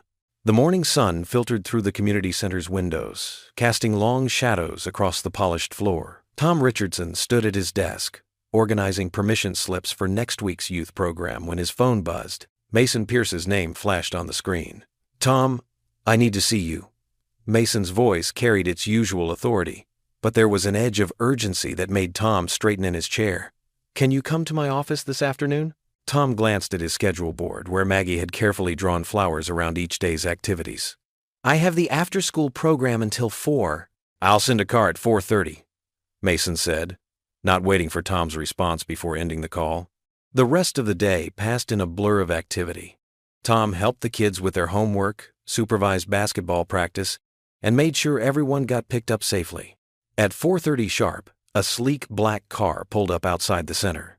The drive to Pierce Enterprises felt longer than usual. Tom watched the familiar neighborhood shops give way to gleaming skyscrapers, remembering his brief time in this corporate world. The car pulled into the underground parking garage, and minutes later, Tom found himself in Mason's penthouse office. Mason stood at the floor-to-ceiling windows, his silhouette sharp against the setting sun. He turned as Tom entered, his face lighting up with genuine warmth. "Tom, thank you for coming." He gestured to one of the leather chairs. "Please, sit." Tom settled into the chair, noting how Mason seemed both excited and nervous, an unusual combination for the typically composed CEO. "What's on your mind, Mason?" Mason paced for a moment before sitting down across from Tom. "I've been thinking about our partnership, about how well we work together." He leaned forward, his eyes intense. "I'm launching a new venture. It's bigger than anything I've done before, a chain of community centers across the country." Tom's heart skipped a beat. This was exactly the kind of project he dreamed of, helping communities on a national scale. "I want you to head it up," Mason continued. "You'd be the chief operating officer. The salary." He named a figure that made Tom's head spin. "Plus stock options, of course." The opportunity dangled before Tom like a golden key.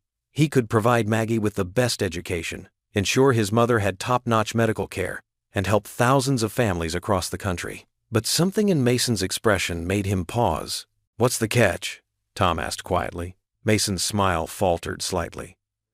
"We'd need to move fast, very fast. There are some regulations we'd need to work around.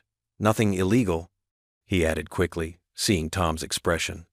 "Just creative interpretations of existing laws, and we'd need to partner with some investors who aren't exactly," he searched for the right words, "traditionally ethical." Tom felt his stomach sink. He remembered the warmth of Maggie's hand in his as they walked to school this morning, the pride in her voice as she told him about helping Mrs. Johnson with her groceries. He thought about the lessons he'd taught her about honesty and doing what's right, even when it's hard. The community centers would help people. Mason pressed on, sensing Tom's hesitation. "Think about all the good we could do. Sometimes the end justifies the means." Tom stood up slowly, walking to the window. Below, the city stretched out like a glittering carpet.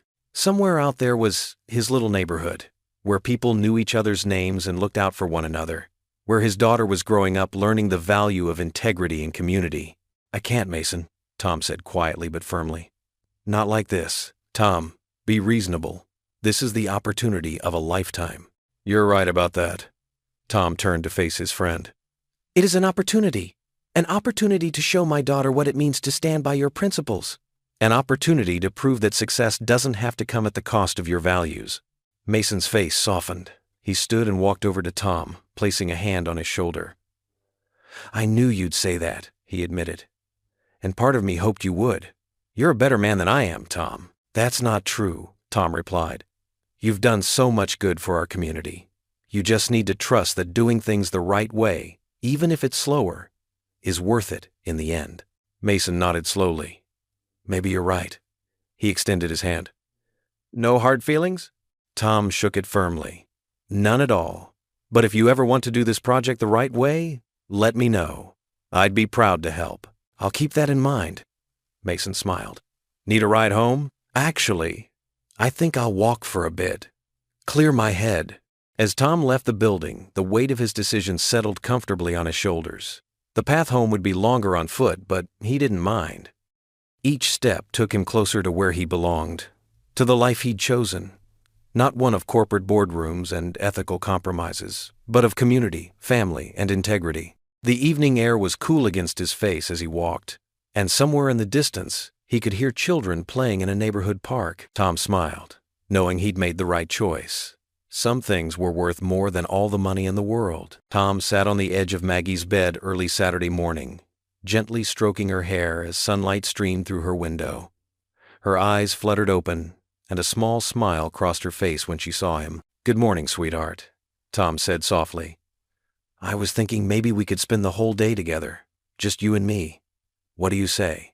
Maggie's eyes lit up, but there was still a hint of hesitation. "Really? You don't have to work?" The question stung, but Tom knew he deserved it. "No work today, I promise. This day is all about us." He reached into his pocket and pulled out 2 tickets. "Remember how you used to love going to the Children's Museum? They have that new butterfly garden you wanted to see." Maggie sat up straight, her eyes wide with excitement. "The one with the blue morpho butterflies?" "That's the one." Tom smiled, watching joy spread across his daughter's face. "And after that, maybe we could get ice cream at Johnson's? They still have your favorite mint chocolate chip." "Can we make cookies too?" Maggie asked, her voice growing more animated. "Like we used to?" "Absolutely. We'll make a whole batch." Tom opened his arms, and this time Maggie didn't hesitate to rush into them. He held her close, breathing in the familiar scent of her strawberry shampoo. "I'm sorry I've been so busy lately, Maggie, but that's going to change. You're the most important person in my life, and I never want you to doubt that." At the museum, Tom watched as Maggie pressed her face against the glass of the butterfly enclosure, her eyes following the delicate creatures as they floated past. Her excitement was contagious, and Tom found himself just as fascinated by the spectacular colors and patterns. "Dad, look!" Maggie pointed, as a large blue morpho butterfly landed on a nearby flower. "It's so beautiful." "Just like you," Tom said, squeezing her shoulder. Maggie beamed up at him, and he saw a glimpse of the little girl who used to ride on his shoulders, before work and stress had started to create distance between them. They spent hours exploring the museum's other exhibits, with Maggie leading the way. At the interactive science station, they built simple machines together, laughing when their marble run went completely off course. In the art room, they painted side by side, creating matching pictures of their house with Buddy in the front yard. At Johnson's ice cream shop, they sat in their old favorite booth by the window. Maggie dove into her mint chocolate chip while Tom enjoyed his rocky road, just like they used to do every Sunday afternoon before his job at Pierce Enterprises. "Dad?" Maggie asked, looking up from her ice cream. "Are you really going to stay at the community center now?" Tom nodded. "That's right. No more late nights at the office. And you know what else? I was thinking maybe you could help me with some of the kids' programs. Would you like that?" Maggie's face brightened. "Could I? Like helping with the art classes?" "Exactly like that. Those kids could learn a lot from my talented artist." Tom reached across the table and wiped a spot of ice cream from her chin, making her giggle. Back home, they pulled out the old recipe card for chocolate chip cookies, the one with Jean's handwriting and spots of vanilla extract from years of use. Tom lifted Maggie onto the counter so she could help measure the ingredients, just like when she was younger. "Remember how you used to always sneak bites of cookie dough?" Tom asked, pretending not to notice as she swiped a fingerful of dough from the bowl. "I still do," Maggie laughed, then grew serious. "Dad, I missed this. I missed you." Tom stopped stirring and looked at his daughter. "I miss this too, sweetheart. More than you know, and I promise you, right here and now, that I'm never going to let anything come between us again." They worked together to drop spoonfuls of dough onto the baking sheets, and soon the house was filled with the warm, sweet smell of fresh-baked cookies. Jean wheeled herself into the kitchen, drawn by the familiar aroma. "Well, what do we have here?" she asked, smiling at the sight of flour on their faces. "We're making your special recipe, Grandma," Maggie announced proudly, showing her the cooling rack of golden brown cookies. Tom watched as his mother's eyes grew misty. She reached out and squeezed his hand, communicating volumes in that simple gesture. She had been worried about him, about them all, but now she could see things were getting back on track. As evening approached, Tom and Maggie set the table for dinner. It was nothing fancy, just simple spaghetti and meatballs.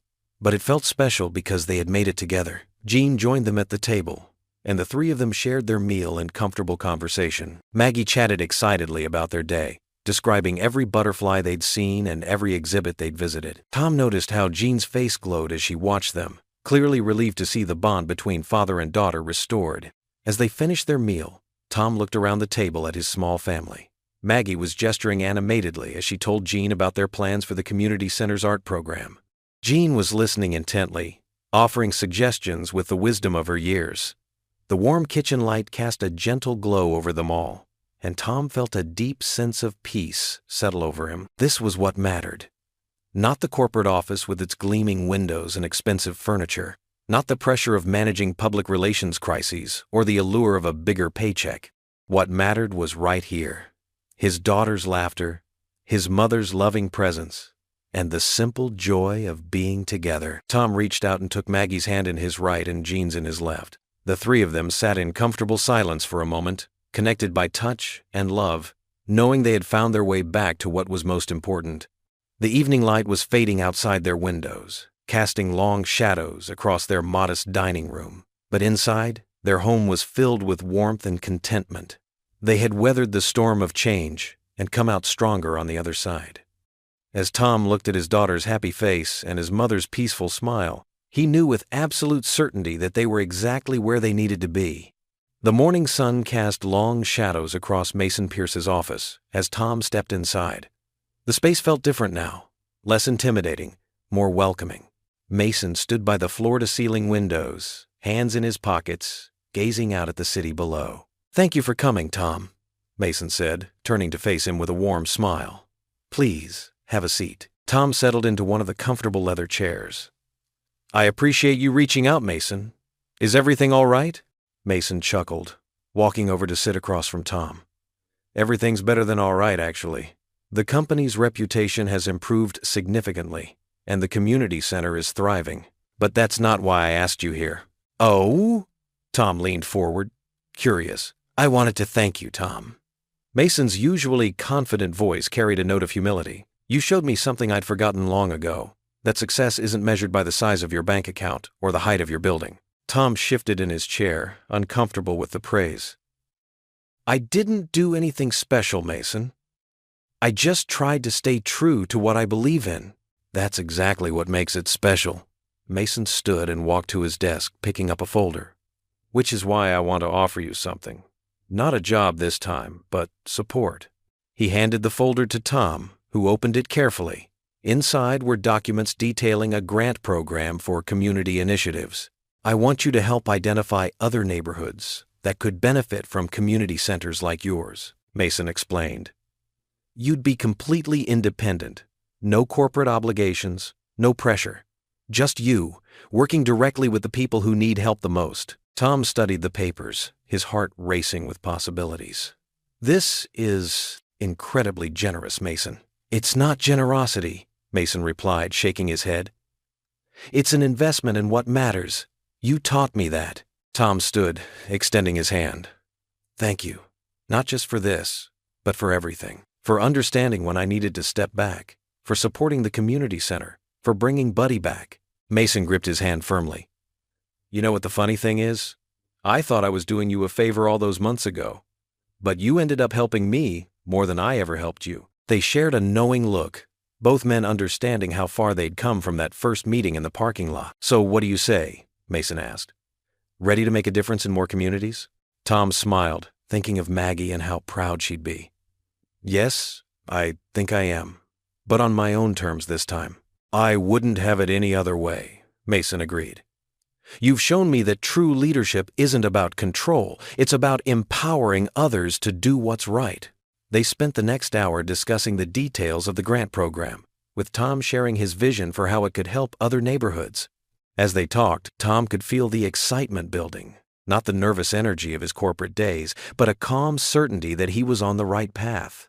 When they finally wrapped up their meeting, Mason walked Tom to the elevator. "You know, Tom, when I first met you, I thought I had all the answers. Money, power, influence. I thought that was what made a person successful." Tom pressed the elevator button, turning to face Mason.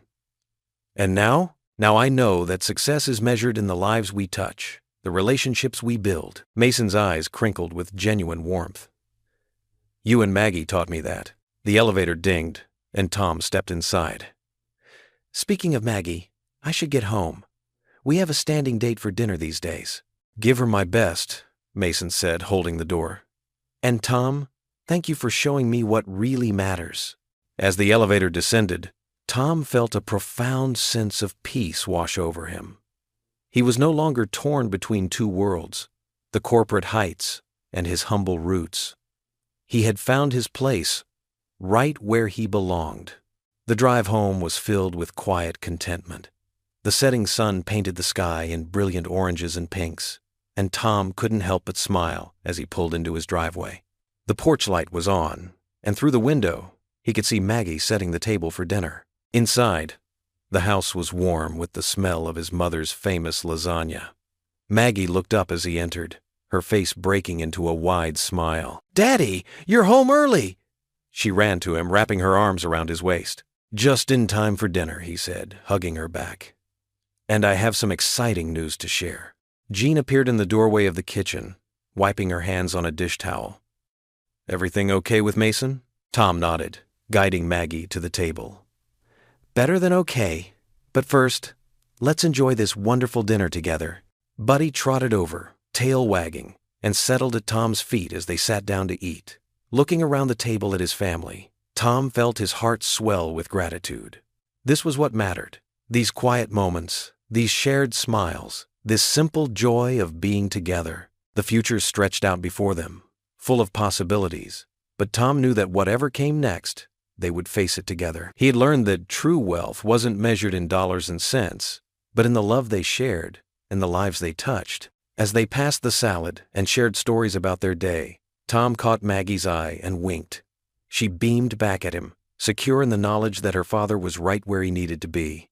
The summer breeze carried the sound of laughter and music through the air as Tom stood at the entrance of the newly completed community center. Colorful balloons and streamers decorated the building's facade, and the smell of barbecue wafted from the food tables set up in the courtyard. Children ran across the freshly laid grass, their excited shouts mixing with the upbeat music playing from the speakers. "Dad, look!" Maggie tugged at his sleeve, pointing to the painting station where a line of kids waited eagerly. "Can I get my face painted like a butterfly?" Tom smiled down at his daughter, his heart swelling with pride. "Of course, sweetheart.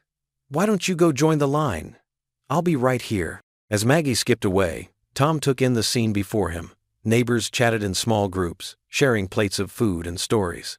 Some of them he'd known for years, while others were new faces drawn by the promise of community. The elderly Mrs. Peterson from 2 blocks down sat in her wheelchair under a shady tree, surrounded by children listening intently to one of her famous stories. Jean, Tom's mother, sat nearby at one of the picnic tables, engaged in animated conversation with her friends from the senior center. Her health had improved significantly in recent weeks, and seeing her laugh and smile made Tom's heart lighter. "Quite a turnout, isn't it?" Mason's voice came from behind him. Tom turned to see his friend dressed casually in jeans and a polo shirt, a far cry from his usual corporate attire. "It's more than I ever imagined," Tom admitted, gesturing to the crowd. "Look at everyone coming together like this." Mason nodded, his eyes scanning the festivities. "This is what real success looks like, Tom. Not the numbers in a bank account or the size of an office, but the impact we can have on people's lives." A group of teenagers had gathered near the basketball court, taking turns shooting hoops. They were the same kids who used to hang out on street corners with nothing to do. Now they had a safe place to spend their time, complete with a computer lab, sports facilities, and mentoring programs. "Mr. Richardson," called out Billy, one of the neighborhood kids, "come play with us." Tom laughed, waving at the boys. "Maybe later," he called back. His gaze drifted to the mural on the side of the building, a vibrant piece of art created by local artists, depicting hands joined together in unity. The aroma of grilled hot dogs and hamburgers grew stronger as Tom walked toward the food area. Mrs. Martinez, who ran the local diner, had volunteered to coordinate the food service. She beamed at him as he passed, proudly showing off her famous empanadas. "Tom, try these," she insisted, holding out a plate. Fresh from the oven, he accepted the offering gratefully, savoring the familiar taste that reminded him of countless community dinners. Around him, people from all walks of life mingled together. The retired teacher who now ran reading programs, the local mechanic who offered job training, young parents with their children, and seniors sharing their wisdom. The sound system crackled to life as someone adjusted the microphone. "Ladies and gentlemen," announced Pastor Roberts, "in 15 minutes we'll be starting the dance competition. All ages welcome." A cheer went up from the crowd, and Tom couldn't help but smile. He spotted Maggie emerging from the face-painting station, her face adorned with delicate butterfly wings in shades of blue and purple. She ran to him, twirling to show off her new look. "You look beautiful, sweetheart," Tom said, kneeling down to her level. "Just like a real butterfly." "Can we dance in the competition, Dad?" Maggie asked, her eyes sparkling with excitement. "Please?" Before Tom could answer, the first notes of an upbeat song filled the air. Children and adults alike began moving to the rhythm, the joy in their movements infectious. Maggie grabbed Tom's hand and pulled him toward the makeshift dance floor. Tom watched as his daughter started dancing, her movements free and uninhibited. Other children joined her, creating their own little dance circle. Parents stood around the edges, clapping and swaying to the music. The late afternoon sun cast a golden glow over the scene, making everything feel magical. Jean wheeled herself closer to watch, her face glowing with happiness. She caught Tom's eye and gave him a knowing smile, the kind that seemed to say, "This is exactly where we're supposed to be." Mason appeared beside Tom again, this time with Buddy trotting at his heels. The dog had become a regular visitor at both their homes, a living reminder of how their unlikely friendship began. Buddy wagged his tail, settling down at Tom's feet to watch the festivities. The music shifted to a slower song, and couples began to pair up. Tom observed as Mr. and Mrs. Johnson, who had been married for 50 years, demonstrated their smooth dancing skills. Young couples awkwardly but sweetly attempted to follow their lead. "Dad," Maggie called out, breaking through his thoughts. "Come dance with me." Tom stepped onto the dance floor, taking his daughter's hands in his. They swayed together, Maggie occasionally spinning under his arm, her laughter ringing clear and true. Other parents and children joined them, creating a joyful chaos of movement and music. Looking around at the smiling faces, Tom felt a profound sense of contentment wash over him. This was what mattered. Not the corporate office he'd left behind, not the pressure of maintaining a public image, but these genuine connections, this sense of belonging. The community center stood as a testament to what could happen when people came together with purpose and love. It wasn't just a building. It was a symbol of hope, a place where dreams could take root and grow. Maggie continued to dance, her butterfly face paint glittering in the golden light. Her joy was contagious, spreading to everyone around her. Tom watched her, his heart full to bursting with love and gratitude. This moment, right here, surrounded by the warmth of community, watching his daughter dance with pure happiness, this was everything he'd ever wanted, everything that truly mattered. In this simple celebration, Tom found the answer to questions he hadn't even known he was asking. Success wasn't measured in dollars or titles. It was measured in moments like these, in the laughter of children, in the strength of community bonds, in the love that filled every corner of this space they'd created together. The morning sun filtered through the community center's windows, casting warm patches of light across the freshly polished floors. Tom stood at the front of the meeting room, his hands resting easily on the back of a chair as he faced the small group gathered before him. 8 people sat in a semicircle, their expressions a mix of hope and uncertainty.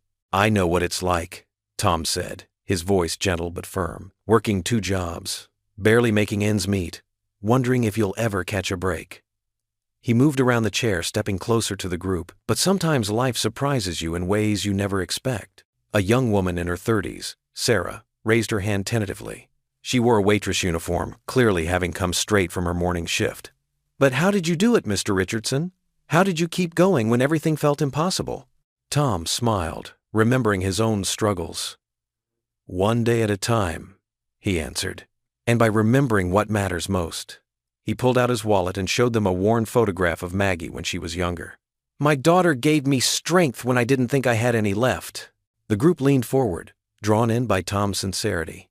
Among them was Marcus, a middle-aged man who'd recently lost his job at the local factory. "I've got 3 kids, he said, his voice rough with emotion. "Sometimes I feel like I'm letting them down." Tom walked over and placed a reassuring hand on Marcus's shoulder. "You're here, aren't you? That shows you're trying." "That matters more than you know." He turned to address the whole group. "This center isn't just about finding jobs or learning new skills. It's about building a community that supports each other." As if on cue, the door opened quietly, and Maggie slipped in, carrying a tray of coffee and pastries from the local bakery. At 12 years old now, she moved with a quiet confidence that made Tom's heart swell with pride. She began passing out the refreshments, stopping to smile and chat with each person. "My daughter knows something that took me years to learn," Tom continued, watching Maggie with admiration. "Sometimes the smallest gestures make the biggest difference." Over the next hour, Tom guided the group through practical exercises, resume writing, interview techniques, and budget planning.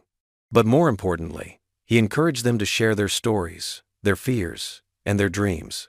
Maggie sat beside him, occasionally adding her own observations with a wisdom that belied her years. When Marcus mentioned his struggle to help his oldest daughter with her homework while job hunting, Maggie's face lit up. "I could help?" she offered. "I'm good at math, and we could set up study sessions here at the center." Tom watched as his daughter's suggestion sparked something in the group.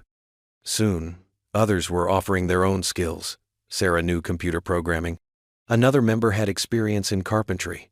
The room buzzed with energy as people began to see themselves not just as individuals in need, but as valuable members of a community.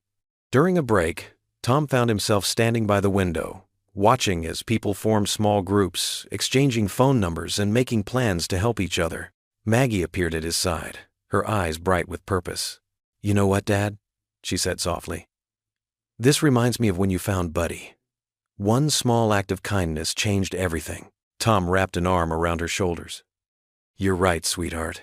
And look at you now, changing lives yourself." After the break, Maggie took charge of organizing a weekly homework club for the participants' children, while Tom continued working with the adults. He shared stories about his time at Pierce Enterprises, not focusing on the wealth or status he'd briefly experienced, but on the lessons he'd learned about staying true to oneself. "Success isn't about the size of your paycheck," he told them. "It's about being able to look in the mirror and know you're doing right by yourself and others." As the session wound down, Tom noticed how different the group looked compared to when they'd first arrived. Shoulders were straighter, smiles came more easily, and there was a spark of determination in their eyes that hadn't been there before. One by one, they approached Tom and Maggie to thank them, each person sharing a small plan they'd made for the coming week. Sarah had arranged to teach basic coding to Marcus's daughter. Marcus would help another member repair their car. The chain of support was already growing. "See you next week?" Maggie asked as they prepared to leave, her voice full of hope. The responses were unanimous. They would be back.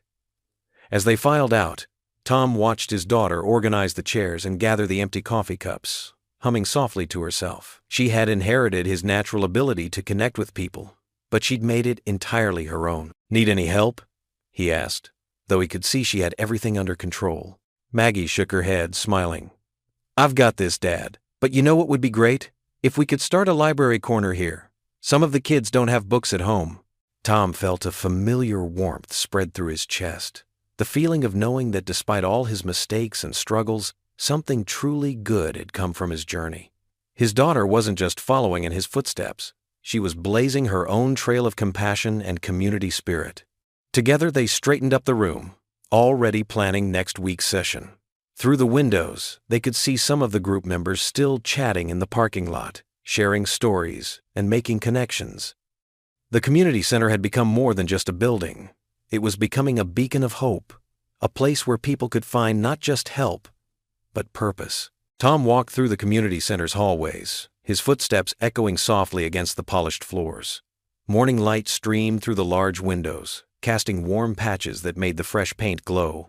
He paused at each classroom, taking in the sight of the colorful artwork created by neighborhood children that now adorned the walls. In the main meeting room, he stopped to straighten a stack of chairs. His mind drifted to that night in the parking lot when he'd found Buddy, now a beloved member of their family. The memory brought a smile to his face. Who could have known that one small act of kindness would lead to such profound changes in his life? The computer lab, filled with donated equipment from Pierce Enterprises, hummed quietly. Tom remembered his brief time in Mason's corporate world, the sleek offices, the pressure, the constant demands on his time. While the experience had taught him valuable lessons, he knew now that his heart belonged here, helping others find their way. He made his way to his modest office, where a collection of family photos lined his desk. There was Maggie's latest school picture, her bright smile missing 2 front teeth. Next to it stood a snapshot of his mother, Jean, looking healthier now, seated in her favorite chair with Buddy curled up at her feet. These simple treasures meant more to him than any corporate success ever could. The sound of footsteps drew his attention. Mrs. Martinez, one of the center's regular visitors, appeared in his doorway. Her eyes were bright with excitement. "Mr. Richardson," she said, "I got the job. The computer classes here really helped. I start next Monday." Tom's heart swelled with pride. "That's wonderful news, Mrs. Martinez. I knew you could do it." After she left, Tom continued his morning walkthrough. In the kitchen, volunteers prepared meals for the afternoon senior program. The smell of fresh coffee and baking bread filled the air. Tom remembered the days when he'd worried about putting food on his own table, and now here he was, helping to feed others. The craft room was already busy with activity. Several elderly residents worked on a quilting project while sharing stories and laughter. Tom watched them through the doorway, thinking about how the center had brought the community together in ways he never expected. In the career counseling office, he found a young man named Derek reviewing his resume. Tom had helped him practice interviews last week, seeing in Derek the same determination he'd once felt himself. The young man looked up and gave him a confident nod. The children's playroom was empty this early, but evidence of yesterday's activities remained in the carefully organized toy bins and reading corner. Maggie had helped design this space, insisting on comfortable beanbag chairs and low shelves where even the smallest children could reach the books. As he reached the community garden outside, Tom paused to admire the neat rows of vegetables and flowers. What had once been an empty lot was now a thriving green space where neighbors gathered to grow food and friendship. Mason had visited last week, amazed at how the center had transformed the neighborhood. Tom sat on a wooden bench near the garden, taking in the morning sunshine. He thought about his journey, from struggling single father to corporate advisor, and finally, to where he was now. The lessons hadn't always been easy, but they had shaped him into someone who could truly help others. A group of teenagers arrived for their morning volunteer shift, greeting him warmly as they headed to the garden. Tom watched them don gloves and pick up tools, working together to tend the plants. These were the same kids who used to hang out on street corners with nothing to do. Now they were learning responsibility, teamwork, and the satisfaction of giving back. The morning passed quickly as Tom helped wherever he was needed, fixing a leaky faucet in the kitchen, assisting with a resume workshop, and meeting with potential donors.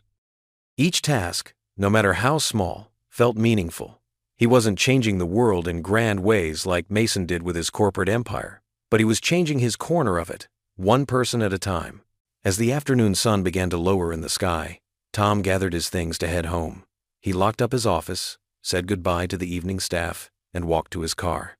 The same car he'd had when this all began, now with a few more miles but still running strong. The drive home was peaceful, the familiar streets lined with trees beginning to show their fall colors. He pulled into his driveway, spotting Maggie already sitting on the porch swing. Buddy lay at her feet, tail thumping against the wooden boards as Tom approached. "Hey, Dad," Maggie called out, making room for him on the swing. Tom settled beside her, and together they watched the sun paint the sky in brilliant oranges and pinks. The gentle creak of the porch swing kept time with their thoughts. Neither felt the need to speak. They simply enjoyed each other's presence as the day came to a close. Buddy shifted to rest his head on Tom's shoe, letting out a contented sigh. The three of them sat there, sharing the peaceful moment as the sunset transformed their modest street into something magical. Tom reached over and gave Maggie's hand a gentle squeeze, feeling grateful for everything that had led them to this point. Tom stood in the bustling main hall of the community center, his heart swelling with pride as he watched Maggie help a young girl with her art project. Sunlight streamed through the tall windows, casting a warm glow over the space that had become so much more than just a building. Jean sat nearby in her comfortable chair, her eyes twinkling as she observed the scene before her. The walls were covered with children's artwork, each piece telling its own story of hope and creativity. The sound of laughter and chatter filled the air, mixing with the soft music playing from the recreation room down the hall. It was everything Tom had dreamed it could be, and more. "Dad, look," Maggie called out, holding up the painting she'd been helping with. "Sarah made this for the art show next week." Tom walked over, his smile growing wider as he examined the colorful creation. "That's beautiful, Sarah," he said warmly. The little girl beamed with pride, her paint-stained fingers clutching the paper tightly. Jean wheeled herself closer, her presence adding to the family moment. You have quite the talent there, young lady, she said softly, reaching out to pat Sarah's hand. just like our Maggie. Tom's mother had grown stronger in recent weeks, her spirit lifted by the energy and life that filled the center each day, though she still needed her wheelchair. Her eyes shone with the same brightness that had always been there, a reminder of her unwavering strength. "Remember when we first started this project?"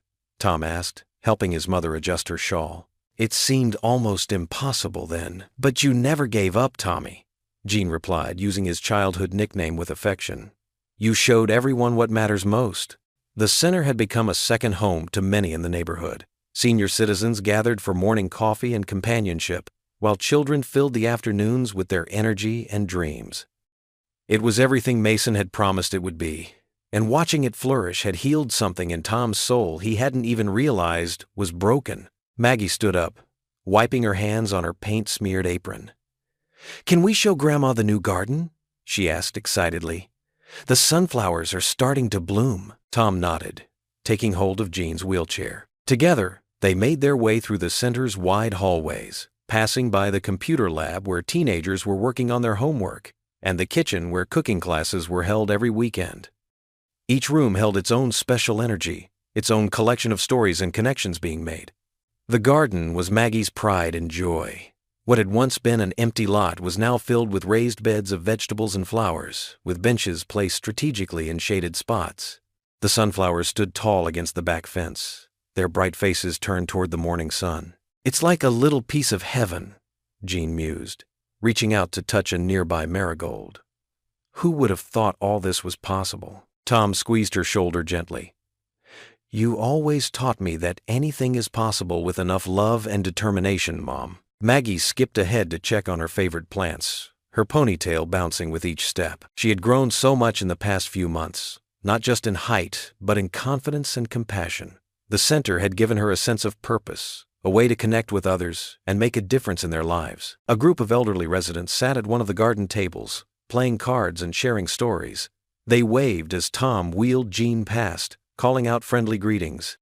This was what community meant. People of all ages coming together, supporting one another, sharing in life's simple pleasures. "Look at the tomatoes, Dad," Maggie called out, pointing to the ripening fruit. "We can use them for the cooking class on Saturday." Tom felt a surge of gratitude wash over him. Here, in this moment, with his daughter's excitement and his mother's quiet strength beside him, he knew they had created something truly special. The center wasn't just a building or a program. It was a testament to the power of love, family, and community. The morning sun continued to climb higher, casting long shadows across the garden paths. Children's laughter drifted out from the center's open windows, mixing with the gentle rustle of leaves in the breeze.